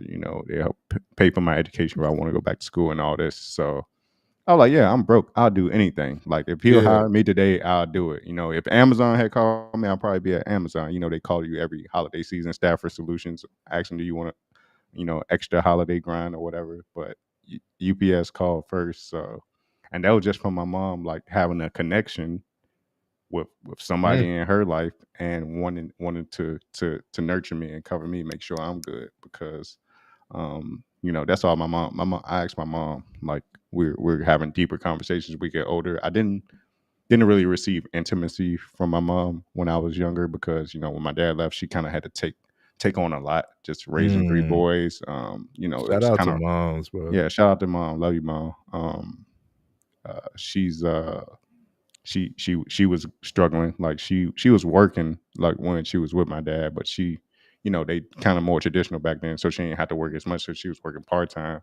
Now she's trying to find full-time work to support three mouths to feed. And it was kind of rough because she was kind of rough around the edges when she left my dad, because I felt like, looking back at it now, I felt like some of that anger, maybe she looked at us and saw pieces of our father and like, cussing and stuff. And it wasn't, I like to tell this story. I was 11 years old. I was a little bit temperamental too. Like, I guess I absorbed some of that from my mom, but out of all my brothers, I was a bit temperamental. I like to, if I really felt like I was being done wrong, I like to talk back. I don't care if it's an adult or not. But my mom was like, she asked me one day, we getting into it, like, why are you so angry? I said, and I don't know what made me say this. I'm 11 years old. I said, I can't stop being angry because you can't stop being angry. And and from that day forward, my mom stopped cursing. She didn't say the F word no more. And, our relationship was able to grow a little more intimately, because we ain't really say I love. Like,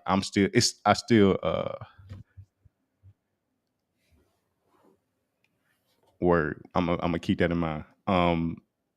We it's still weird to tell my mom I love you when I get off the phone, right? It's weird. Like if I say it to her, she'll like pause and study, like, I love you too. Bye. And then she say to me, I love you too. Bye. It shouldn't, like, you would think that's something that just flows naturally. But I remember, again, when I was a Cracker Barrel, another OG of mine, shout out my big brother Carlos. He said he would notice when I would talk to my mom, because I'm trying to sit there, we trying to kick back, play Call of Duty, and get high. And my mom calling me, she interrupted my piece, right? Because she just asking me what I'm doing and whatnot. And I'm like, Mom, I talk to you later, bye. And he's like, hey man, why you don't tell your mom you love her when you get off the phone. I was like, man, she just disturbed Mm. my peace, blah blah blah. You like, man, you like, hey, look, motherfucker, tell your mom you love her when you get off the phone because you never know, you might not be able to talk to her tomorrow because he had lost his mom and stuff. So I'm still getting used to it. It's a different it's work to get there, you know, because like I said, she had to take on both roles and whatnot. So, you know, that intimacy, you know, we never hug, kiss, or anything like that. You know, I still don't hug or kiss her, but we're learning to have deeper conversations and saying I love you. But I started this little anecdote to say my mom and I have been having deeper conversations, and she said all she ever want. I like, Mom, is there anything that you ever wanted to do with your life but you couldn't do because you had 3 boys raising them by yourself? And she, you know, she comes from a very traditional family. Like my grandmother worked, but she kept the house. Grandpa went out and provided and did the yard and all the manly stuff. Really traditional. So I do have somewhat of an example of that. But she said, no, all I ever wanted was for y'all to get from under my roof on y'all own and just be thriving and be well. Like I ain't want to do nothing. I don't really like to travel. I ain't going out of the country. What people getting killed out there and whatnot. I ain't trying to go out the country. So she don't really have. I thought she was missing out on all that in my life because that's what I want for my life, you know. But those things ain't as important to her. She just wanted her babies to grow up well and thrive. So my mom is the reason why I found UPS. You never know what one little action can do for somebody's life. Come on now. My mom making that phone call for me to UPS and talking with them to get me hired has changed my life so much. And you would think it ain't nothing. I just made a phone call, but if she wasn't thinking of me and covering me, I don't know where I would be right now. Like I owe a lot to my mother. I think. My bad, y'all. Mm-hmm. Y'all get me emotional. I ain't gonna cry though. Y'all get me emotional. I'm with you, bro. I'm with you. But deep down, I'm still a G. But uh, yeah, Did that be like? my mother, man, that that one act of just caring and kindness, just, you know, I was like, let me pay that forward, you know. So, you know, as I've done the work diligently, I worked up my way up in my career, you know, doing very well for myself. I just want to pay it forward because you don't, like I said, you don't know what kind of impact, you know, you reaching out and doing one little kind thing for somebody can change their perspective on life and change their world. So yeah, this chat is live. I can't even focus with every minute. I'm trying to read, you know, and talk. It's okay. No, I love it. I love it. We're a community. This is a group conversation. This That's is what not I just wanted. me and Trey talking. You know, I love it. Right. I love this. 'Cause You brought I the ain't seen people out. yeah, I ain't seen. I don't talk to these people regularly, but I'm familiar with these people, and it's great just to see them, you know, interact. And I'm loving this. This is, you know, fulfilling my spirit. You know what I'm saying? Mm-hmm. So, yeah, my mom is the reason why I'm at UPS, and the reason why my passion is just helping people who want to help themselves. Because I knew I wanted to go places in life. I want to retire my mom. I want to just do do a lot for her. Yeah. But she the stuff I want to do for her, she don't even care about. So I'm like, what?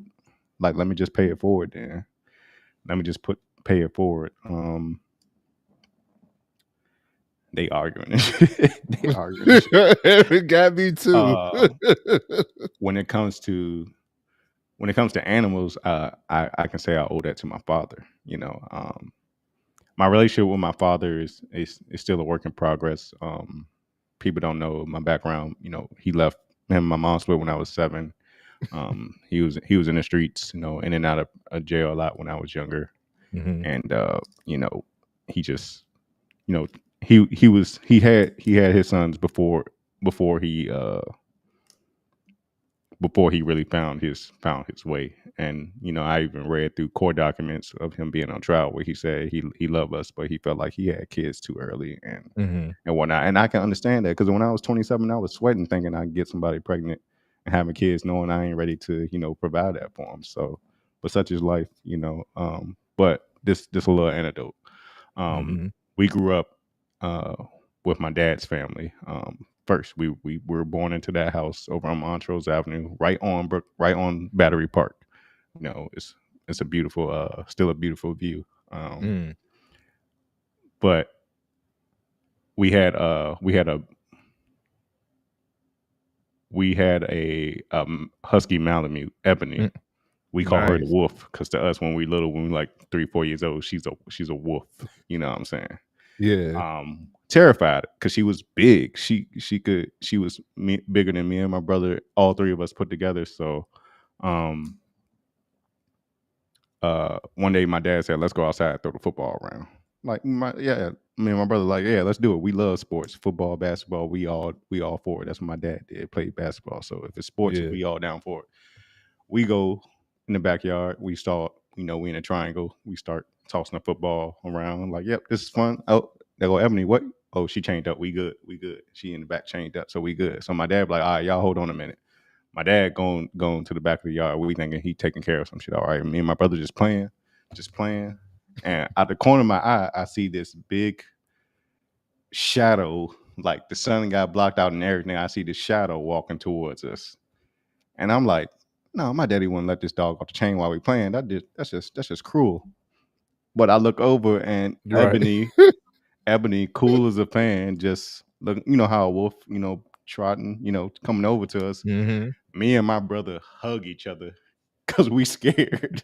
Because we scared. Yes. We scared of this fucking wolf that's about to come eat us, apparently, because my dad don't care about us no more. And it's just and he fed us to the wolves, literally. So Right.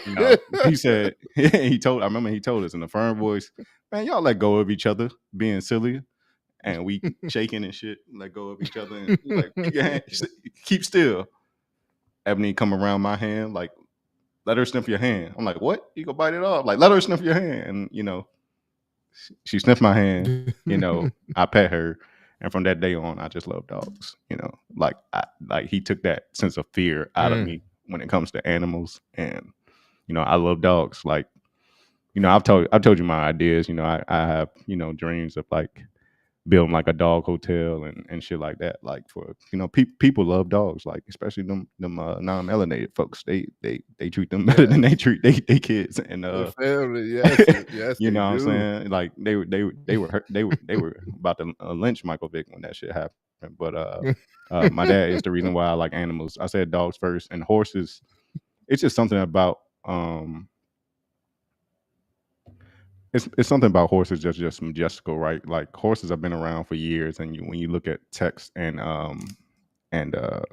look at film and whatnot, like horses were used to help build society. Basically, Yes. they were the first cars. Why you think when we talk about cars, how fast it go? Oh, it got this amount of horsepower. Yes. Horses are powerful, man, and it's just like I always wanted to ride a horse, right? So when I was at Hampton, my second year, my dorm was like in the back of the farm where Hampton has horses. I don't know if they have them anymore, but Hampton has horses. So I signed up for an equestrian class. I'm like, I want to ride a fucking horse. I want to feel like how powerful this being is. Because you watch people ride horses all day. It's dangerous, but it look fun at the same time. And I want to ride a horse. So in this equestrian class, it's just two of us, right? It's just two of us, and we had like two classes. The third class, we were supposed to get out and mount horses, but the university shut the class down because there's only two of us, and they, for business reasons, they just shut the class down. I didn't get to ride a horse. I went to Mexico with my boy Julian, who I used to live with, and his family 2 years ago. We went to Cabo, and they had horses on the beach. Mind you, I'm in a soft boot and some more, and but they all wanted to ride horses on the beach. I'm like, shit, me too. I don't care how this foot feeling. I'm getting on this horse. So like 3 Mexicans helped me up on this horse, and we just rode like maybe a mile down and a mile back on the back of a horse on the sand. It's just a weird feeling. You feel this creature under you. You are bonded with it for the time that you're on the back of it, because if y'all out of sync, he might buck and you might fall off. But my horse's name was Carmelo, but he was pretty cool, man. Like it was easy, like, to direct him, make him turn a little bit, make him get over if the other horses were getting close to him. And you combine that with like the breeze you got from the ocean and just knowing you far away from home, like that shit was just fulfilling to me. I felt like my leg just started getting instantly better after I rode that horse. But yeah, Carmelo was his name. That's my horse, man, Carmelo. If There I ever ain't have no that. when I own horses later on in my life, my first one gonna be Carmelo. So, uh, but yeah, my father is the reason why I like animals, man. Um, or he helped bring that out of me. I probably already loved him. I just was scared of him. So Mm-hmm. yeah. Right into that connection, man. I love that. I love that. Did I answer all So those questions, man? Did I answer all the questions? I've been talking. I've been talking for a long ass time. I don't even know what I'm talking about no more. it's I'm just good, talking. bro. That's why we here. Yeah. You know what I'm saying? I've been playing in the chat. Shout out to the chat. Love everybody. Thank you all for being here. If y'all watching from Love y'all. Facebook, anywhere, if y'all want to join the conversation, come over to YouTube where we are live. You can get your comments posted. God is a comedian. That's why he got us down here laughing, man. That's why we laugh. God is a comedian because real life be funny. You can look at like reality is duality. You can look at everything two ways. Like you can look at life and laugh, or you can look at life and cry. I rather laugh than cry, man. I rather laugh than cry, and it's real shit be funny. Like if you can laugh from the real shit, you go do well in life. Yeah. Don't let don't let it get to you. Don't let the worldly shit get to you. You know. It's all temporary anyway. I love it, man. So shout out to your moms for making that connection. You never know. This is why you can't have community without communication.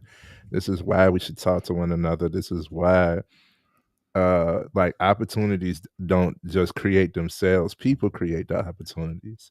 Mm-hmm. And if you withhold yourself, you never know what opportunities you're missing.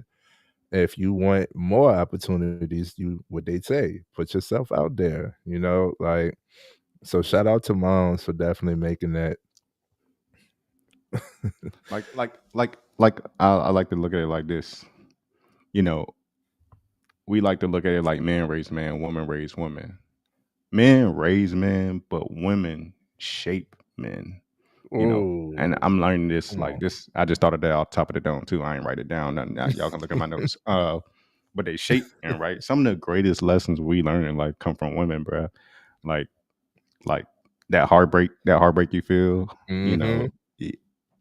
It, it's uncomfortable. It hurts, bro. But once it happened one time, the next time might not be as bad or anything like that.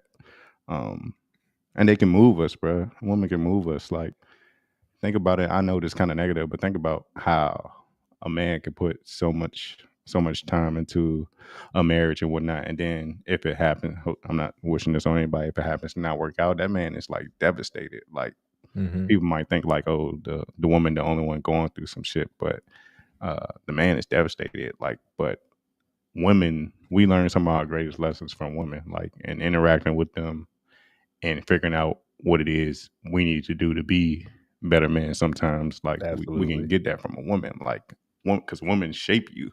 You ever notice how Absolutely. men we don't need much, right? Or we don't think we Right. need much. I got an apartment, I got a We bed, simple. I got a couch and a TV, right? A woman could come into space and be like, "Hey, well, you need a plant or something. You need some artwork here. I'm gonna buy you this because you need some cookware and some spatulas." I'm like, "Damn, I just was gonna get a bowl in the microwave and be done with it." But hey, I appreciate you. They just shape us, man. They keep us in Well, frame. They keep they us in say frame. they say we provide a house, they provide a home. That part. That You part. know what I mean?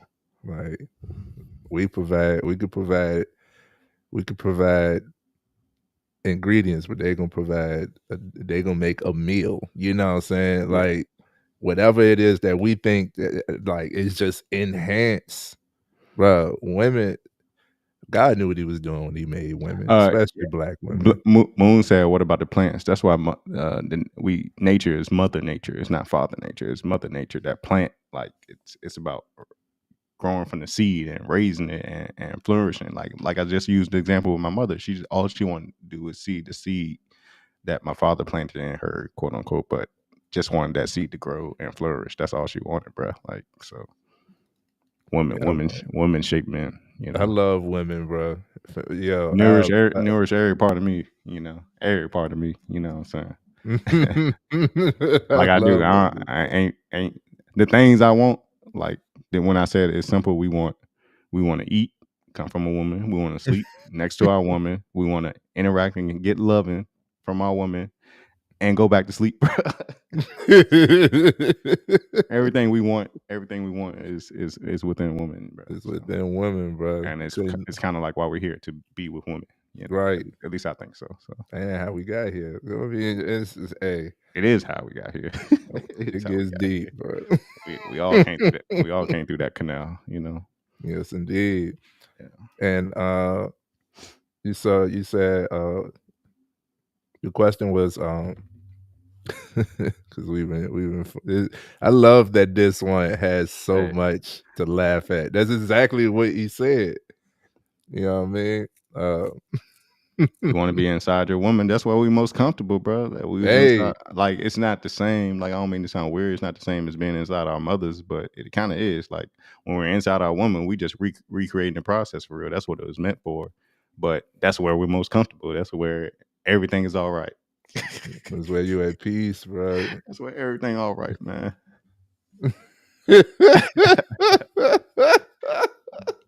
Hey, no, that y'all do be crazy. Like, I don't, cause I'm a fashionable guy. I do decorate and stuff like that. But then, like, my wife, I'd be like, how'd you do that? Yeah. I didn't even know that space needed that. You know what I mean? Like, it'd be crazy, bro. Yeah. Go off, Keys. I'm going off. I'm trying to, you know. You know what I mean? Yeah. Shout out to the women, man. Shout out to the women. Shout out to the women, bro. Big love, man. Especially the black women. We're interdependent. We can survive without women, but it'd be whack. You know what I'm saying? It'd be whack. Only for a little period of time, bro. Yeah. We wouldn't survive. We survive for a little. If there's a infinite supply of fucking hot dogs and ravioli, we good. But other than that, we ain't gonna make it. You know. As you should. You know what I'm saying? I ain't gonna go on that caveat. So the second thing I was saying was so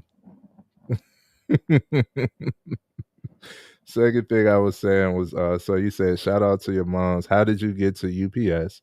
How did you discover that you were a people person, that you liked, that you was passionate about helping people? And how did you discover your purpose of leading by example? Just experiencing, just being at, like I said, being at that rock bottom, being at that most bottom point in my life, knowing you don't want to be there ever again, and when you see people there, you want to help bring them up, because it's not the best place to be. You know, when you talk about purpose and like where I got it from, just me. I was born like this. I don't know. Like I said, I came into this world with help. You know, like I had another human being in the womb with me, interacting, sharing nutrients. You know, you know, we were both premature, both had to survive through that. I just came up relating to people. So I think it's within all of us. It's within all of us. You know, we just so distracted nowadays by, like I said, other worldly shit. Yeah. And you said that we were supposed to connect. You had told me that you sometimes you feel lucky. I do, man. Because some people, I'm not trying to put myself on a pedestal or anything, but the reality it's you, of it bro, is, big like, old Leo. Come on, it is. I'm shining, baby. Look, I'm shining. That Shane Coco, that's the one I recommend. Like, but it's so sad though. But I feel like some people learn this too late in life, or they never learn it, so they live life miserably. Not miserably, but they, like I said, reality is duality, right? Everybody think when you die, you either go into heaven or hell. I think we right here in both of it. It's just how you see it. Like you can see life as heaven, or you can see life as hell. You know, when you going from here, you going from here. So I think some people just never find that connection they needed. Unfortunately, they never get it. Like when you think about a homeless person, I'm not judging them, and I'm not trying to say all of them are the same, but think about what led you to this point? When you think about how you were brought up, like I said, my dad was around, but I only had my mom. But what led to the point where you just became homeless? Like you ain't got nobody to go to, you ain't got nobody to help you out. Like it's it's kind of like I Yes. always look at them and I'm like, yo, this is. I look at when I see homeless people, I see God, bro, because it's like it when you see people like that, you just become way more grateful for what you have, even if it's just a little bit. And when we complain about what we don't have, but somebody in this world wants to be exactly where you are, even if you ain't got none, bruh. And once again, I forgot what the subject was. I was going somewhere with this, but my short-term memory from the years of smoking the marijuana, I just forgot where we were, bruh. But You're always good with we help me, here. bro. What We're not did I supposed start? to talk in line. Yeah. So we're just talking about we was talking about you being lucky. You finding Yeah. your Thank adversity you. lucky. You say Yeah, you just see feeling lucky, man. God when you see. Yeah. No, go ahead. You talking? It's your stage. Go ahead, bro. Go ahead. My I bad. was setting you up. Yeah, just you feeling lucky. see Just God and homeless. yeah, just feeling lucky and blessed, man. Like I'm not the richest person in the world.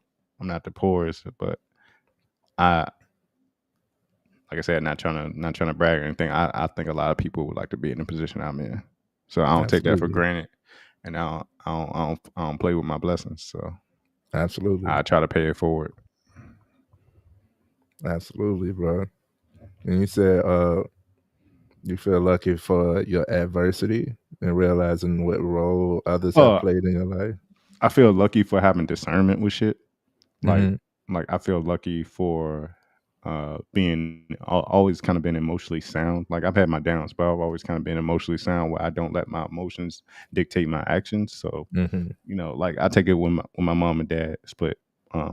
I tell people the story about I remember the night that my dad walked out the car in the rain and started walking into the darkness, like, and that was it.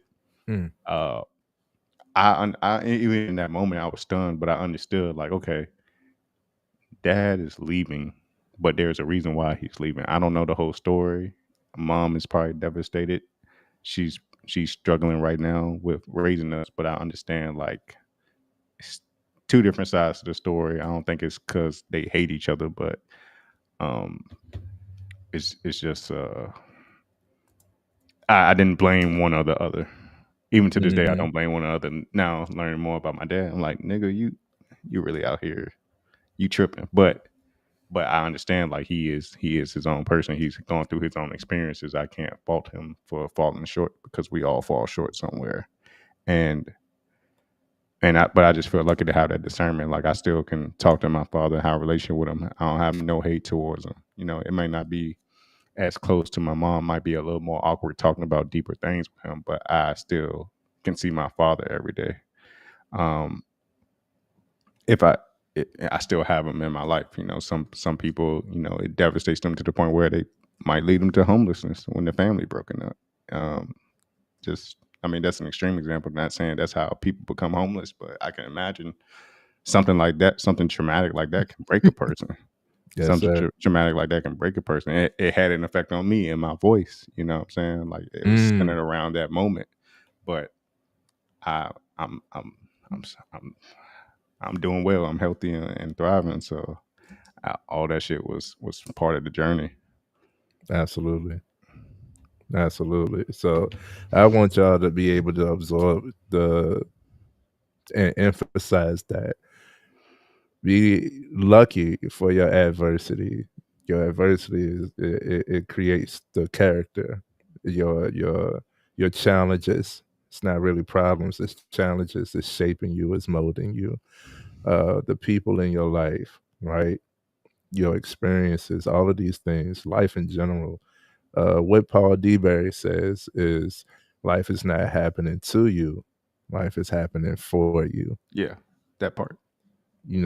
And with that, I repeat that quite often now because, like, I have those moments we all do where it's like, yo, why me? Why now? What is happening? And then it's like, what do I need to learn from this situation? How could I handle this situation? Let's move forward.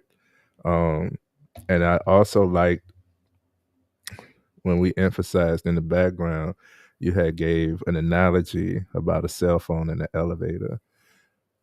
You said that Connection, right? If you, oh yeah, with that isolation, right? If you keep yourself in a box, right? You keep yourself in this box. There's no reception. You go in the elevator, you can't connect with anybody. That cell phone, that voice, that your ability to speak to somebody is gone. But when you go outside, them bars go up and the antenna is raised, and you can reach far further to communicate with anyone. So that's why I say don't put yourself in a box, man. Don't put yourself in a box. You'll have that. You'll get that. What is it? S. It's that SO. When you, what's that acronym? I call it SOL. Like when you ain't got no service in the building, you call it. I call it SOL, but it's SO something else. But you shit out of luck. You shit out of luck. SOS.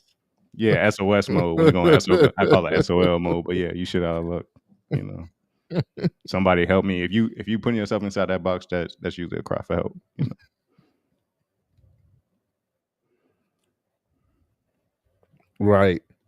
Right. Absolutely. That's also for how you think, and that's why people say think outside the box. And while we talking about the box, pause. While we talking about the box, My bad. while we talking about the box, don't put God in a box. This is why Moon's future husband is going to be a Leo. Now, you don't know what God has in store for you. You know what I'm saying? You don't know the exact destination for your life. You know what I'm saying? Like, we all have goals, we all have plans, but plans change. You know what I mean? So don't put God in a box with your limited thinking. This is why a lot of people, shout out to Bleach, said that he think God think he funny and he don't like it. She don't like it. It's because he got him in a box right now. He's actually quite funny when you step out this box. Like you don't like. I just add everybody real quick. Yeah. It is hilarious. Think about you watching TV and somebody look up at the sky on a show and like, why me, God? It's probably it's like some real shit happened to him, but from outside it's funny. Like, life is funny. Real shit. Like real life is funny. I can laugh at the absence of my father being hella active in my life. I can laugh at that shit. Like that shit don't make me cry. No more, at least. Speak for yourself. Trey was born on the same day as Nip. Trey was born on the same day as Nip. That's why I knew I was gonna fuck with this nigga. Like I ain't no when we born the day after each other. I was born on the 14th, he was born on the 15th. So connection. And every woman could benefit from having a Leo man in that life. This is not a public service announcement. I'm just saying. Yeah. Ain't nothing but facts. You know what I mean? Ain't nothing but facts. You know what I'm saying?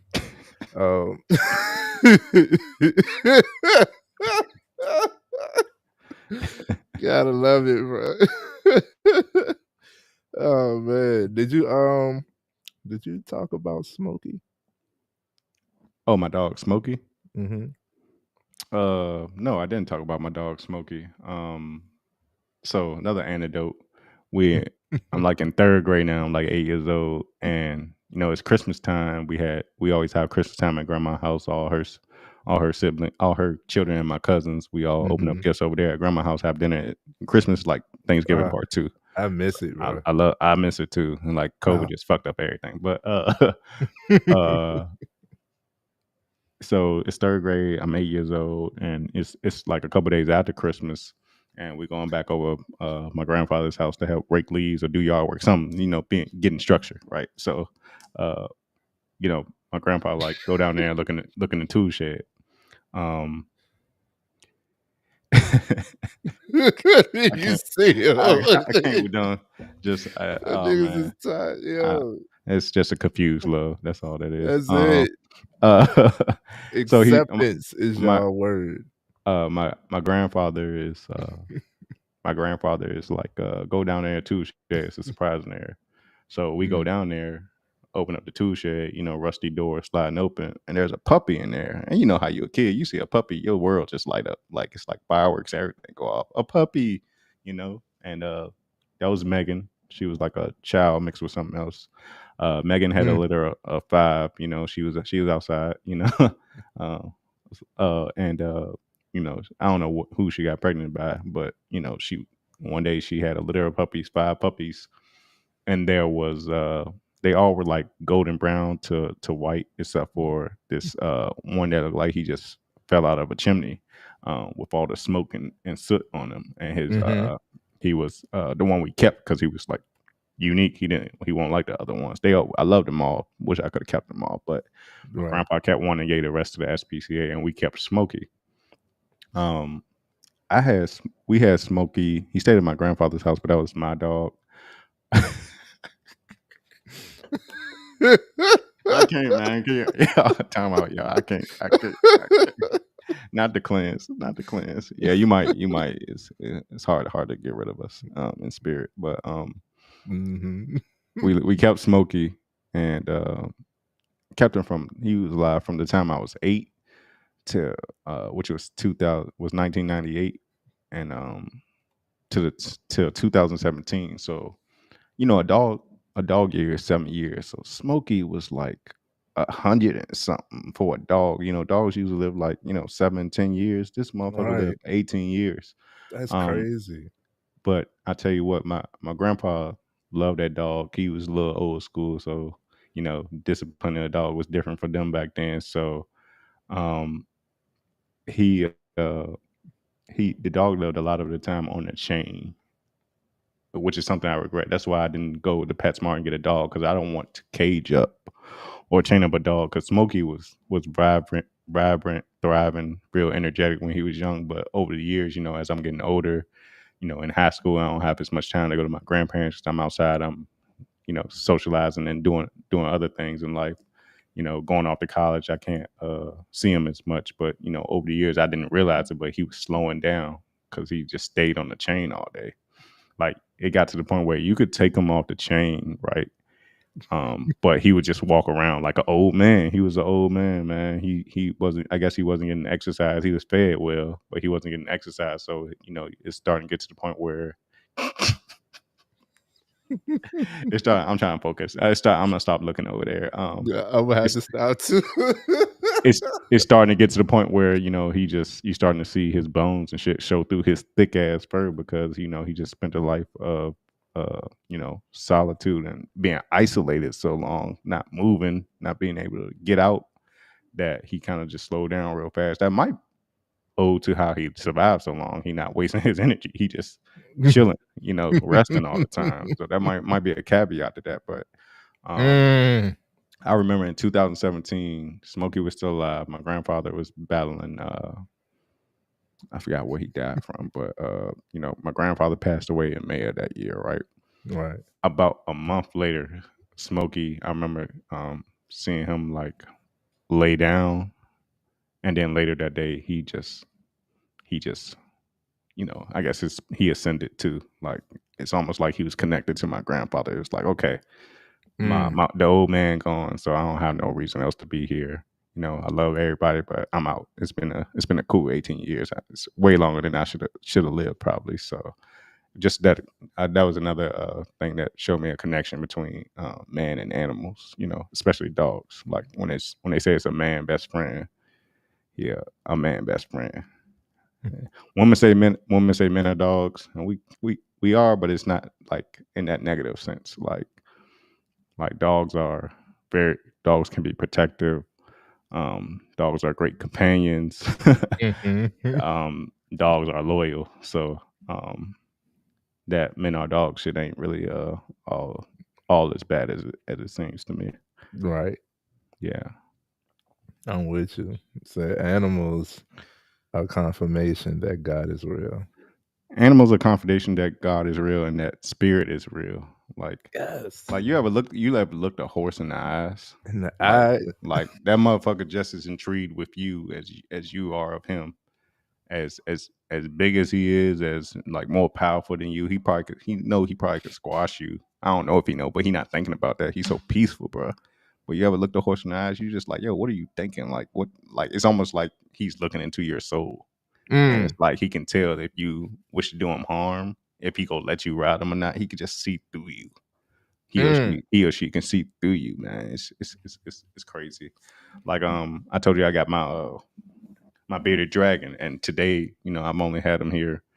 I don't even know if it's a he or she because you can't tell the sex till they get bigger. That's how it is with them. So I'm pretty sure it's a woman, but uh, a female, shall I say? But uh, it's been times every other hour. It's like she'll let me touch her and bring her out the cage. Like before we got on, I was literally like when you say you were 5 minutes away, I was practicing letting her know, hey, I'm here.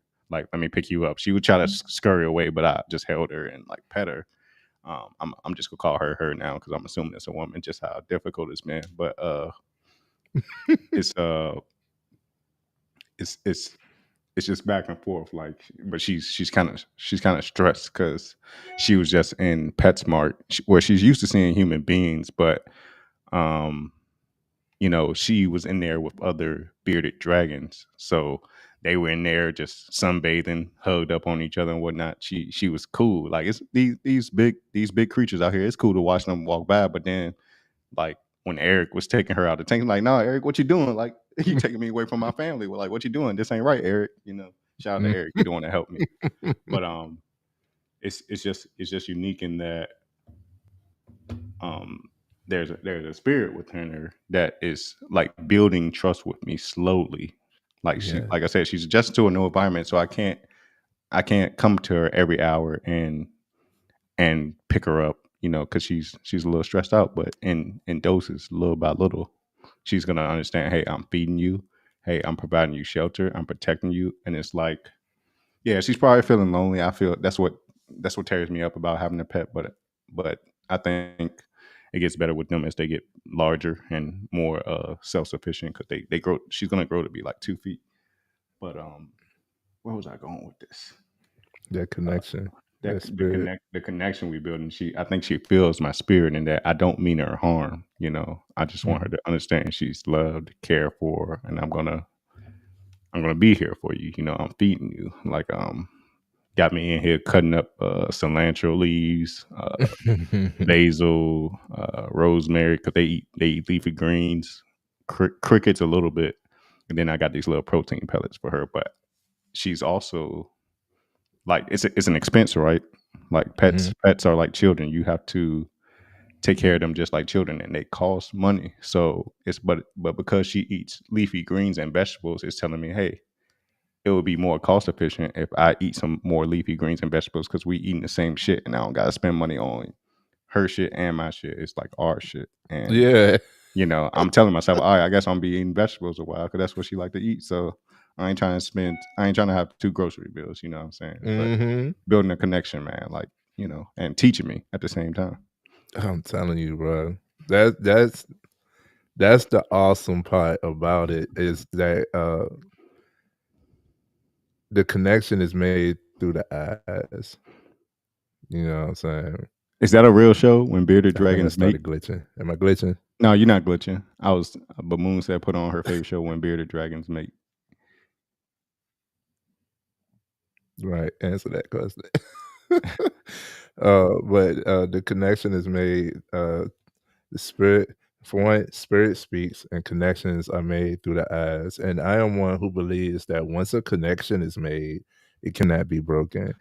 A bond could be broken.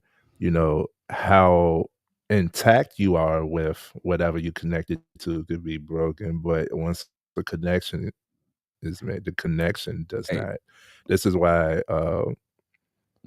Trey, can I interject one thing? I forgot a caveat to this story between me and this bearded dragon, right? I went in PetSmart yesterday actually because I was telling you last week when we were having this conversation beforehand. I am, Mm-hmm. I want to, interact with animals, like in my downtime. Like I think that could help me. And you were giving me all this information, so I was like, I can go be around animals. And I'm gonna go in PetSmart. I didn't go in there planning to Yes. buy anything, but I didn't even know you could. I guess I knew you could own bearded dragons, but I didn't think PetSmart had them. I thought they had like guinea pigs, birds. I seen them Right. with the pythons, but they got all different types of reptiles and shit in there. And they had the pink-toed tarantulas, but I'm my mama's child. That shit ain't coming in here. Not in my house. That pink-toed tarantula is not coming in here because the second that motherfucker get out, I'm moving out. It's her apartment now. So It's yeah, hers. You I ain't got it. doing it. Like Mm. and we talked about it. I'm gonna get over my fear of holding a tarantula. I'm gonna get over that before I leave this earth. Me too. Because it's a guy pulled up next to me as I'm looking at all the animals, and I was talking to him about my fear of tarantulas. He's like, me too, man. But my boy has one, and they're pretty intelligent. Like tarantulas, they don't want to hunt humans or your blood. They're pretty smart unless you fuck around with it. If you too like hasty or mean it don't they can sense when you don't mean well. Pretty much, they got all them hairs on their legs and shit. They spidey senses is up. But he said Hmm. he held out his hand and the tarantula Right. crawled from his boy's hand to his hand and just stood still. Like it knows you're just there to hold it. You're Mm. not meaning it harm. I don't know. My hands might be too sweaty, like trying to do that, but no. But either way, the bearded dragons, right? This couple left that I was talking to about tarantulas, and the bearded dragon. I bent down a little bit, and it's 5 of them in there, but this one was curious. This one I Mhm. have. Every time I bent down to look at it, it would come forward to the glass and like cock his head, like, "Who is you, nigga?" You know what I'm saying? Yeah, yeah. And it's funny because I would go down another aisle, come back to the glass, look, and that same one would come to me. Mm. So, mind you, today I had an appointment at America's Best. It was supposed to be an eye appointment. They canceled it. I'm like, all right, I'm walking my ass back in PetSmart. I think I'm gonna get a pet today. I was between a snake and the guy Eric. Shout out to Eric. He recommended like bearded dragons are better for beginner reptile pet owners. So convinced me to get a bearded dragon. I approached the tank right before I even Mm. told him I wanted one, and I had my hair back right, and I looked down. No, the bearded dragon didn't come today, and something in me told me like, let me let my hair down. Let me let my hair down. So I had my hair down, bent over. That same bearded dragon came back to the front of the glass, like, hey, I remember you, like, and that's why I brought her home with me. Yo. It's crazy, bro. It was crazy. Like it Yes. didn't recognize me with my hair pulled back, but it recognized, hey, this the light skinned nigga with dreads. Like, so yeah, he cool. I'm gonna talk to him. Let me holler at my boy. So it's crazy, man. Connection. You never know. Yes. Y'all made a Animals connection, bro. animals are more intelligent than we give them credit for, and they learn from repetition just like we do. Mm. Come on, man. Y'all better learn some. So, did you ever find the show, Moon? Let us know in the chat. Yeah. All If we right, type that so in YouTube, it'll probably be some otherworldly shit we can run into. So I don't even want to type that in. right. She can cleanse. She got it. So let us know if you find if you find when bearded dragons mate on the Discovery Channel. And I just want to ask you, can I ask you a question, Keith? You just did. Go ahead. Yes, I did. Oh man. So if you were broadcast on a live or in front of an audience of over 1 billion viewers, what would be your one message you would like to share with the world? Um, I'm glad I wrote that one down. It's how we started, man. Don't stop believing in the human condition. Don't stop. Mm, Don't stop believing in the human condition. Don't think this world is fucked up.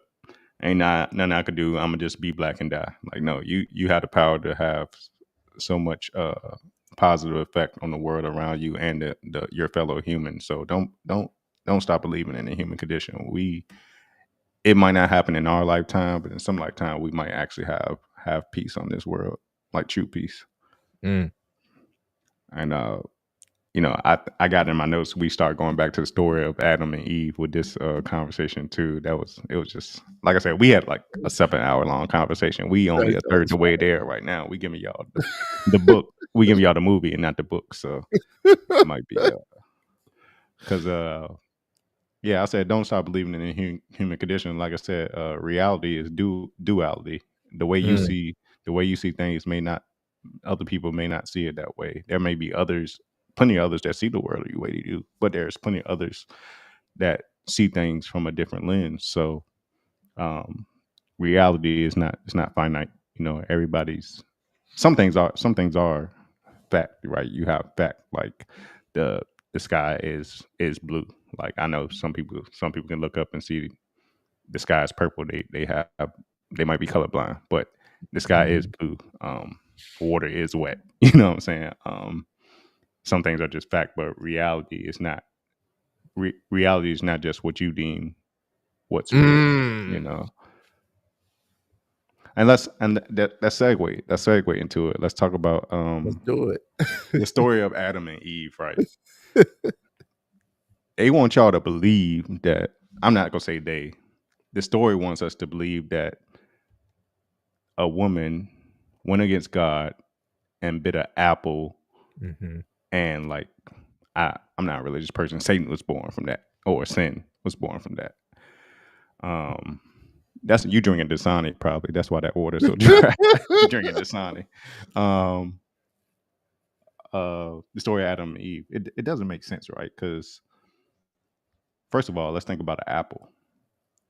An apple is probably one of the healthiest things we can eat, right?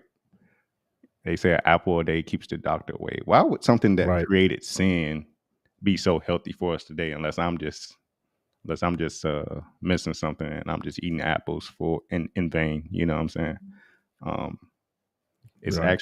it's actually like I think I told you my theory is the forbidden. Or I was watching a lady break it down on TikTok. TikTok do be having some good shit sometimes when you get through all the bullshit. But I was watching this woman break it down that the forbidden fruit was actually having sex, right? Us having sex.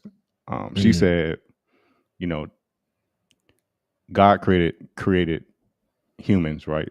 Though, and Right. he loved us. That was his greatest creation. But he also had the angels, right? Angels grew jealous of humans. Angels grew jealous of humans.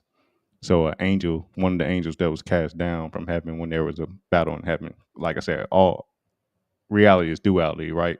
Mhm. Even in a place called heaven, there was conflict, Mhm. right? It was some people that had views on this and some people had views on this. Like that's why we got politics. But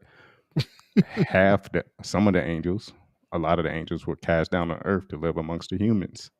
Some of them hated us so much that they took away our power, right? Um, this lady breaks it down to say like the Bible would say, "Be fruitful and multiply." Mm. Her thesis is that we used to have the power to multiply by willing it to be, Mhm. but the angels, right? Angel jealous, you know, turned it to the snake or whatever, or turned it to what made itself look like a woman or a man, and had sex with the opposite.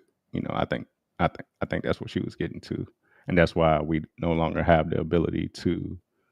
Uh, we can't. We have to have sex to multiply now. We don't have the power to just will it to be. That Mhm. divine power. Um, I know that's kind of deep and off the wall, like, but when I was getting to like reality is duality, like that might be right. You know what I'm saying? Like, it doesn't to me logically. It doesn't make sense that we bit an apple. Now we have sin. Right. Ain't none been unhealthy about eating an apple unless you like allergic to it or whatever. Or some people just don't like bleach, just don't like eating apples. You know.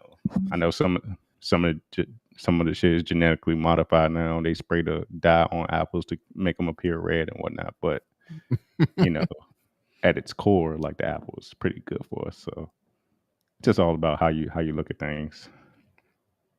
Maybe So if we you can will it to be. Maybe we can will it to be. We just don't like I don't know. We just you know if we could use the distracted, full. we so far up to where We're we so far are away that we from we haven't. so far away from God. Yes, so far Yeah, away from God. That's what I was getting yeah, to.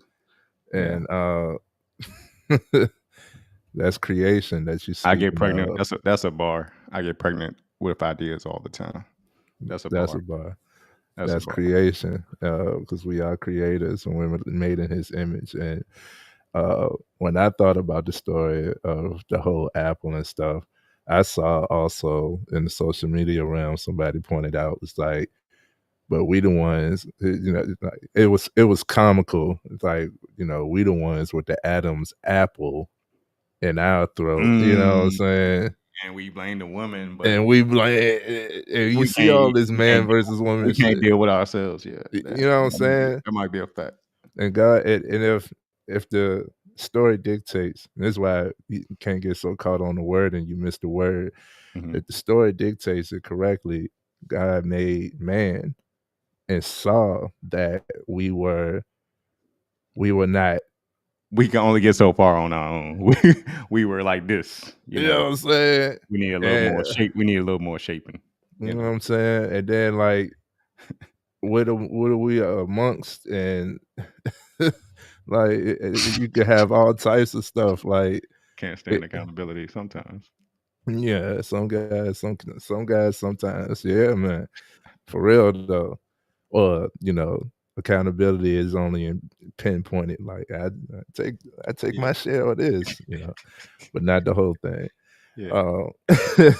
So I found that viewpoint intriguing as well. Like you said, like I love how you bridge everything together with laughter, because like some of the most philosophical shit has been through comedians, bro. Like, Dave Chappelle, he a powerful messenger, yes, powerful messenger, and the way he can construct things to tell a story and or deliver messages. Just deliver, yes.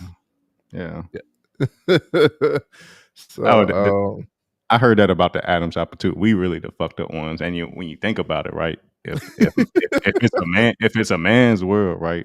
And we the ones yes, that build the infrastructure and everything, it's all based on us. We the reason why it's fucked up. got to take accountability. Accountability on that. Got to take accountability. And then even when this is a sidebar, we're not gonna stay here because we're not gonna hype y'all up too much either. But Yeah. this is one of the things that I talk to my guys about is, it's the women, it's the women, it's the women. Okay, well, I focus on cause and effect. No woman is born boisterous and all of the yada yada. No. Women only focus on masculinity when they have to. If they can't rely on you to be the masculine, if they can't rely on yours, then they have to tune into theirs. You know what I'm saying? So she simply doesn't trust you in this area. You have to big up yourself, you know what I'm saying? And those that lash out, we come from our experiences, and you know what I'm saying? Like if you see a quote unquote, out of pocket woman today, I don't see what everybody else see on the surface. I see simply someone who is hurting, who is going through their healing, who is, repeatedly being shown that she has to only rely on herself. So it takes a good man to be able to be an image. You don't have to be, in a relationship with a woman to show her that good men exist out here. That's part of my purpose and why I can't have community without communication. I mean, all of the women in my life could attest that like I'm a good guy, and now they don't have no problem. I don't have these issues that a lot of guys have when it comes to women. You know what I'm saying? And it don't take much for interaction. It doesn't take much for accountability. It doesn't take much for trust to flow, effective communication, all of this stuff by you working more on yourself. And this goes in circle when we said in the beginning that you don't go looking for, it ain't what you're looking for, is who you are. You are going to attract the type of person So if you keep coming across what Cat Williams say, if you keep getting ain't shit people, maybe you need to look at yourself. Something about you is attracting ain't shit people. You ain't shit. Yeah. Yeah. You know what I'm saying? So all that goes in circle, man. And you're right. Accountability equals power. And I tell you, I want to speak on that. Accountability equals power, because I'll just say that. That's why I say woman shape man, right? Because say it was to a point where in the past where women in my life, if I was dealing with them on a more intimate level, when they broke up with me, it would hurt, and I would think, damn, they cruel. But when I go back and really think about why they told me they broke up with me, it's because I was falling short somewhere, and I was too maybe narrow-minded, egotistical to really accept that. I'm like, no, you just ain't for me like that or whatever. And to my day, my ego was like, oh, if I could, I love these women. I love all these women. Like not like that at the same time, but you know what I'm saying. I still got the connection, right? So, and that's why I have a hard time with women. With new, I have a hard time with new women because I have to tell them this part about me too. So, I don't hate them. Part of my ego will tell me like, damn, I bet you wish you still could be with me, right? But at the same time, it's like, nah, thank you, because I couldn't. I was so within myself and what you call it, self-centered, that I couldn't see that, and it took you, breaking me down a little bit to really change and be better. So I that's why I say woman shape man. Yeah, absolutely. And you think about it, all of us men are trying to be better men for who? Who are we protecting, providing, leading? You know what I'm saying? All of this stuff that is considered man, who are we doing it for? It's mainly the woman. You know what I'm saying? Like children too. But in order to get children, you you gotta go need through the the woman. woman.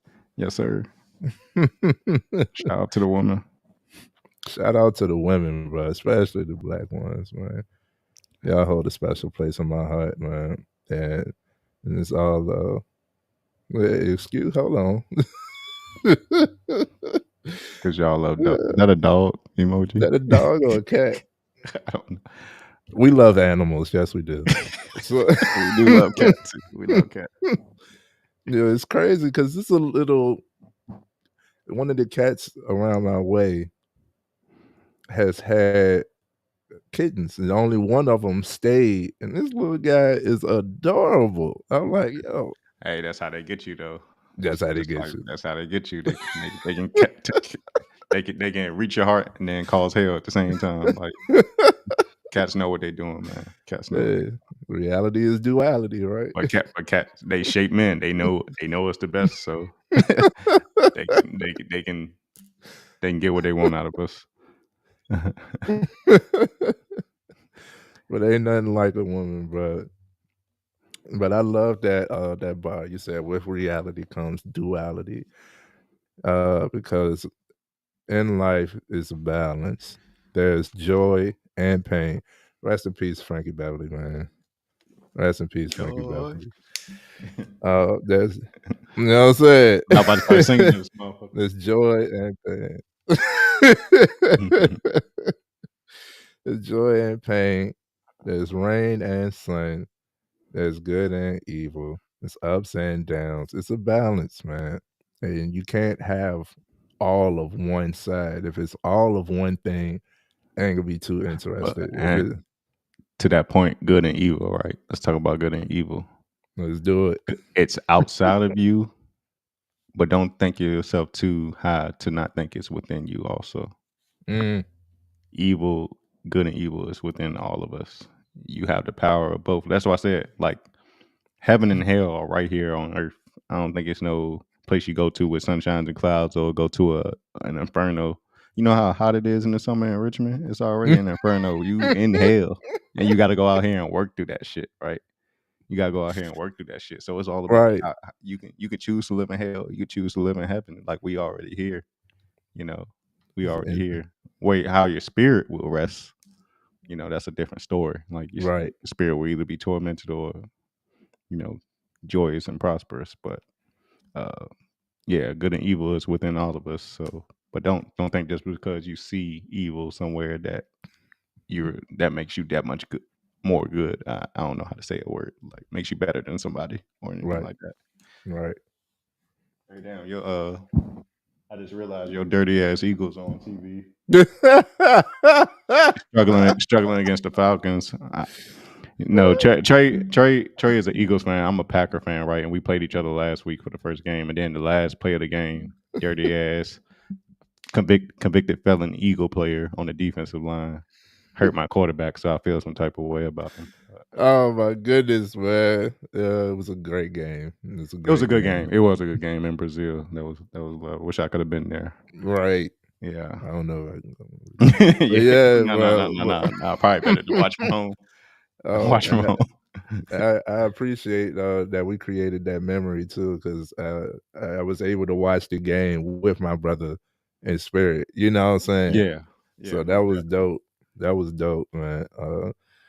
And that's the same thing about me, more. There are things I thought I'd never do. There's a side of me, there's a dark side, but the thing is, I had to get in tune with that darkness. It's all a part of me. It's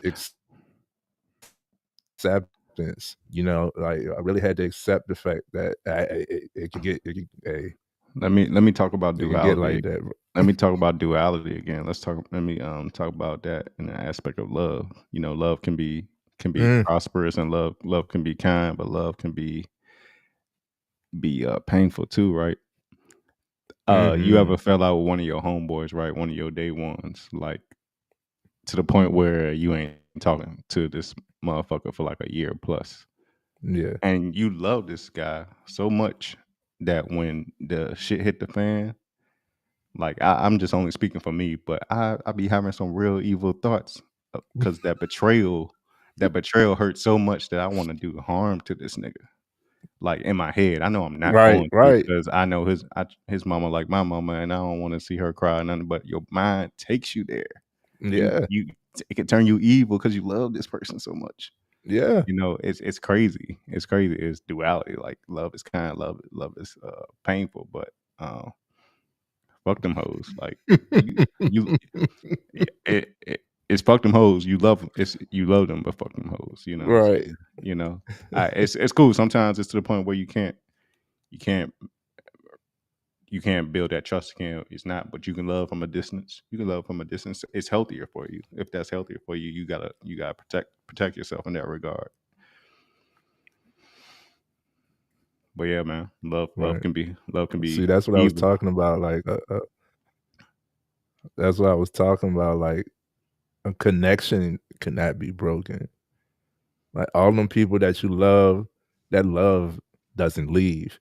Circumstances created this situation where I can't entertain this person no more. I can't do for this person how I want to. You know what I'm saying? I can't be around this person the same way. But the love is still there. The connection is still there. If I was to reach out to these people, these day ones that I haven't seen or heard from or talked to right now, I'm telling you, I know it'll be on good terms. But, having proper discernment, maybe that was a season or whatnot, but just having that proper discernment is like, okay, I could appreciate the impact that you've had on my life. Yeah, you know what learn I'm from saying? you learn from that Like experience. if you learn from it. If it was good and it turned evil, then I'm not going to jump right back into evil waters. You know what I'm saying? Yeah. It's like touching the stove when my folks got me blocked. I'm sure. Damn, Boom. What you do to them people? Right. Shoot, hey, I believe it. I believe it. I believe it. Dangerous. Exactly. You know what I'm saying? She said she got Leo in her. Hmm. That's Leo. I Okay. believe it. And that comes from, like you said, it comes from love. Like it's passionate. Like when you Hmm. close, when I let you close to me, oh, okay. Anyhow. So it's been about 3 hours. Let's go ahead and get to the last question of the night. Yep. And it's an easy one. Mr. Smith, what would you have the audience leave with tonight? What would be your CTA for the audience, your call to action for the audience? Call to action. My call to action would be if you're out there, not if you're out there, this could be for anybody. This could be if you thriving, if you in that negative isolation, do something. Do I'm not gonna say take a calculated risk. I'm gonna say take a calculated legal risk. Don't be like, I'm thinking about selling a brick. I'm gonna go out here and get a brick and be a dope boy. Don't do that. Don't do that. I'm not saying that. Take a calculated legal risk and do something that that makes you. I don't want to say do something that makes you uncomfortable, but do something you don't feel comfortable doing usually, but it's just because you're fearful to do it. You know, you're Hmm. scared to do it. Do something you're scared of. You know, Mm. if it's you scared of heights, go jump out a plane. You know, if your blood pressure good and all that, don't do it. If it's gonna cause you a heart attack, like for me, I'm terrified of large hairy spiders, but I'm going to hold one day. I'm going to conquer that. You know, I am first too, bro. experience I get, the first chance I get. Yeah, just take a calculated, uh, just take a calculated legal risk and do something that you otherwise wouldn't be comfortable doing, and you don't know.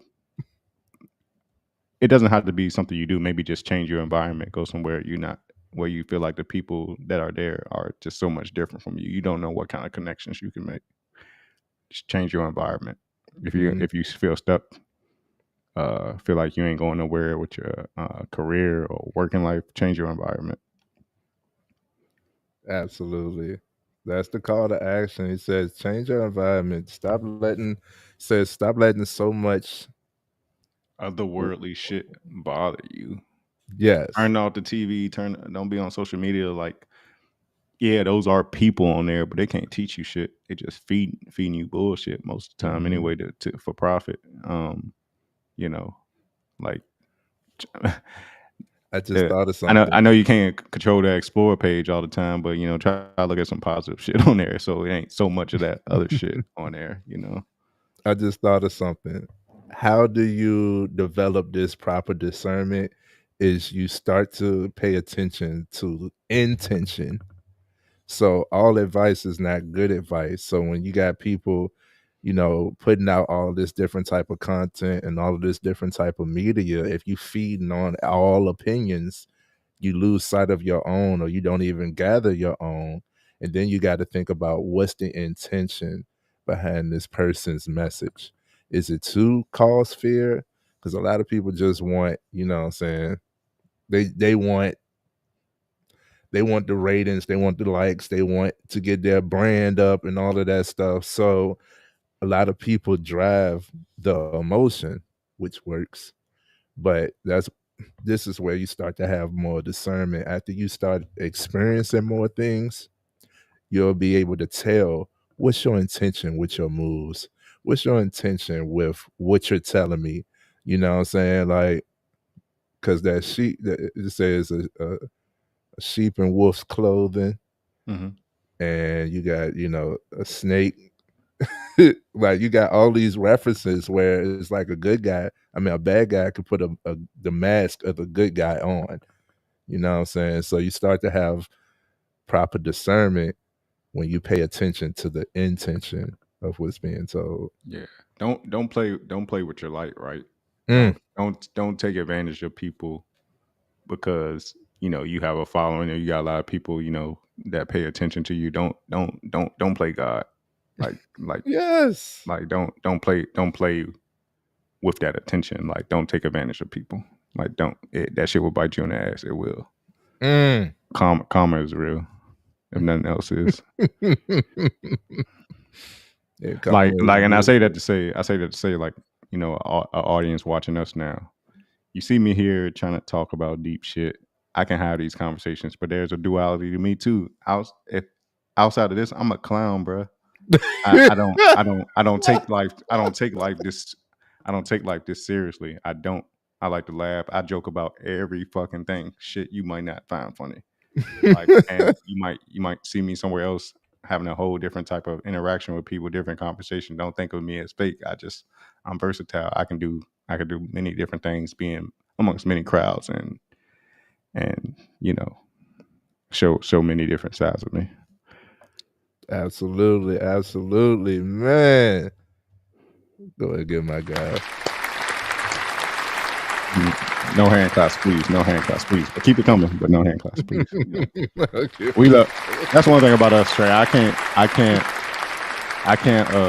can't knock it. Leos, we love praise, especially like, you know, with the women and like Bleach and Moon in the in the comments, you know, giving me compliments. That shit, I eat that shit up like it's tofu, and you know, but I'm humble. I'm gonna take it and humble myself afterwards. But in the moment, it really makes me feel overjoyed, you know, right, to hear that. We appreciate it, man. We do appreciate it. We do acknowledge the praise, but we also do have humility. Yeah, definitely. If like I can pop my shit in front of the camera, and then like Moon said, she wouldn't think I talk this much because I'm humble. I really am humble. Mm-hmm. You know? I couldn't think of anything. Else to say. Tofu, you know, it's kind of protein, but it's not meat. You know, because meat can be toxic. Too much of it. I don't know why I said that. I was thinking the same thing, bro. All right, my man Quis, is there anything else you'd like to share with the crowd? No, man. If you want to connect, man, it may take me some time, you know, if I don't know you like that, but my handle is Keys_stupid with 2 O's instead of a U, because I'm a straight fool. Like on Instagram, and probably Twitter too. You can reach out to me on Twitter, Instagram, Bleach, Moon, everybody in the comments. I'm gonna connect with y'all somehow. Like I hope it's not. I'm a respecter of other people's space, but I'm gonna connect with y'all somehow. And you know, I just love y'all, man. I love people. I love y'all, man. Bro, take up some space, bro. They want you to. Yeah, I know. But it's like I can talk right here because I'm, you know, talking to you, and they hear. But then when I see them, I'm like, hey. Yeah.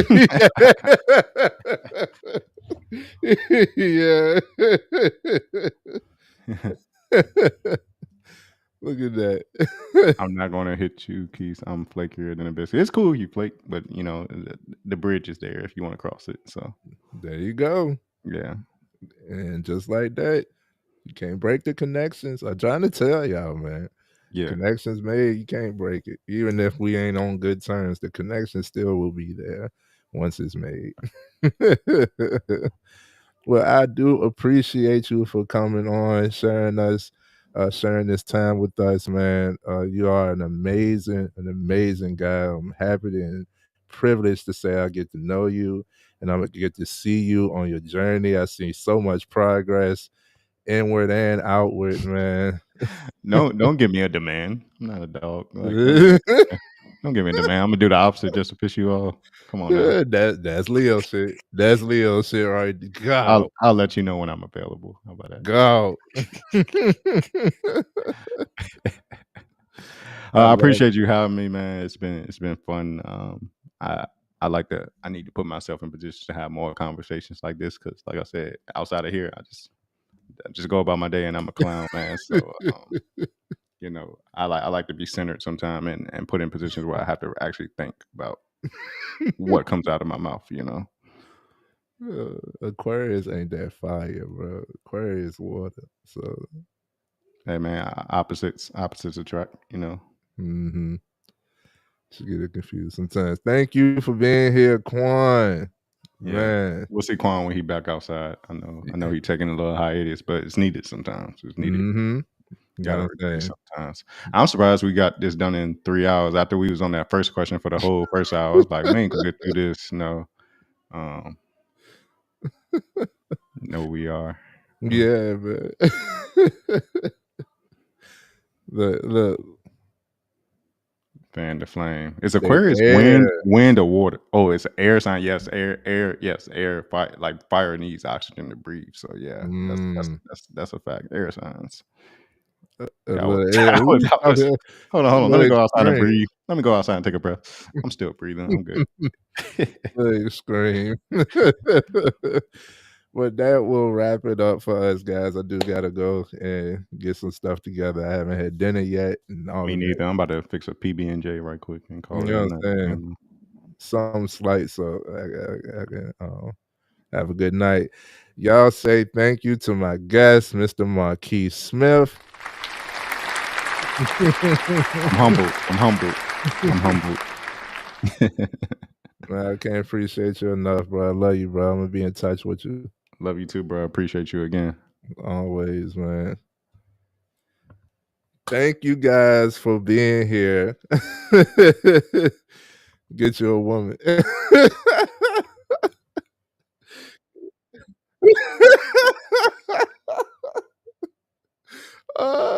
I got you. Hold up.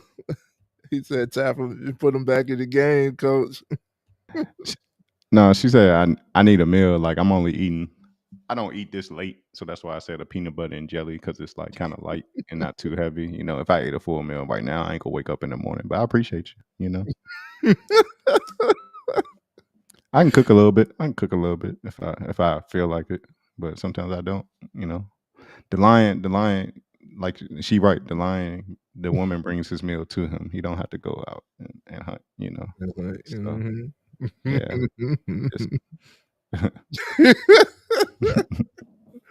I'm done with y'all. We'll continue more of these conversations off camera. Yeah, love y'all, man. We gotta be at the steps or something. Yeah, at the steps or something. I gotta come out there. So what you Maybe say? I might.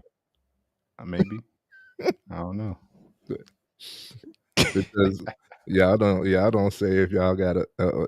Anyway, at the steps, it will be. All right, y'all. Y'all have a good night. Get some sleep. Yes, sir. Thank you all for tuning in to this Power People Live. Try to dissect stuff. But yes, that was my guest, Mr. Marquis Smith, powerful brother, aspects of the Humanitarian. And I can't say enough about him. Definitely go check out his YouTube, the Contrarian Sports Channel, link in the description. It is a sports channel, and he does talk. They, like you said, they get a little bit more raw over there. It's uncensored. So if you like sports and you like to see more of Mr. Marquis, go subscribe. Just go subscribe anyway to support his channel. Also, you can see him on the FMF Network. Go check out the FMF Network, FMF Podcast, right here on YouTube as well, to go see other gems that Mr. Marquis has dropped on us over the years. And yeah, you want to follow him at Instagram. The Instagram is at Quis, Quis _ stupid with 2 O's. That's 2 O's. And as you can see, he's a humble guy. He'll follow back. Oh man, but it's always all love. If you would like to be a guest up on here with me to go live, a Power People interview, it's one call away, one email away, one DM away. Reach out. It's just a conversation. You never know what could grow from it. All right. I'd love to talk to you. And I'll be seeing all of y'all. Peace.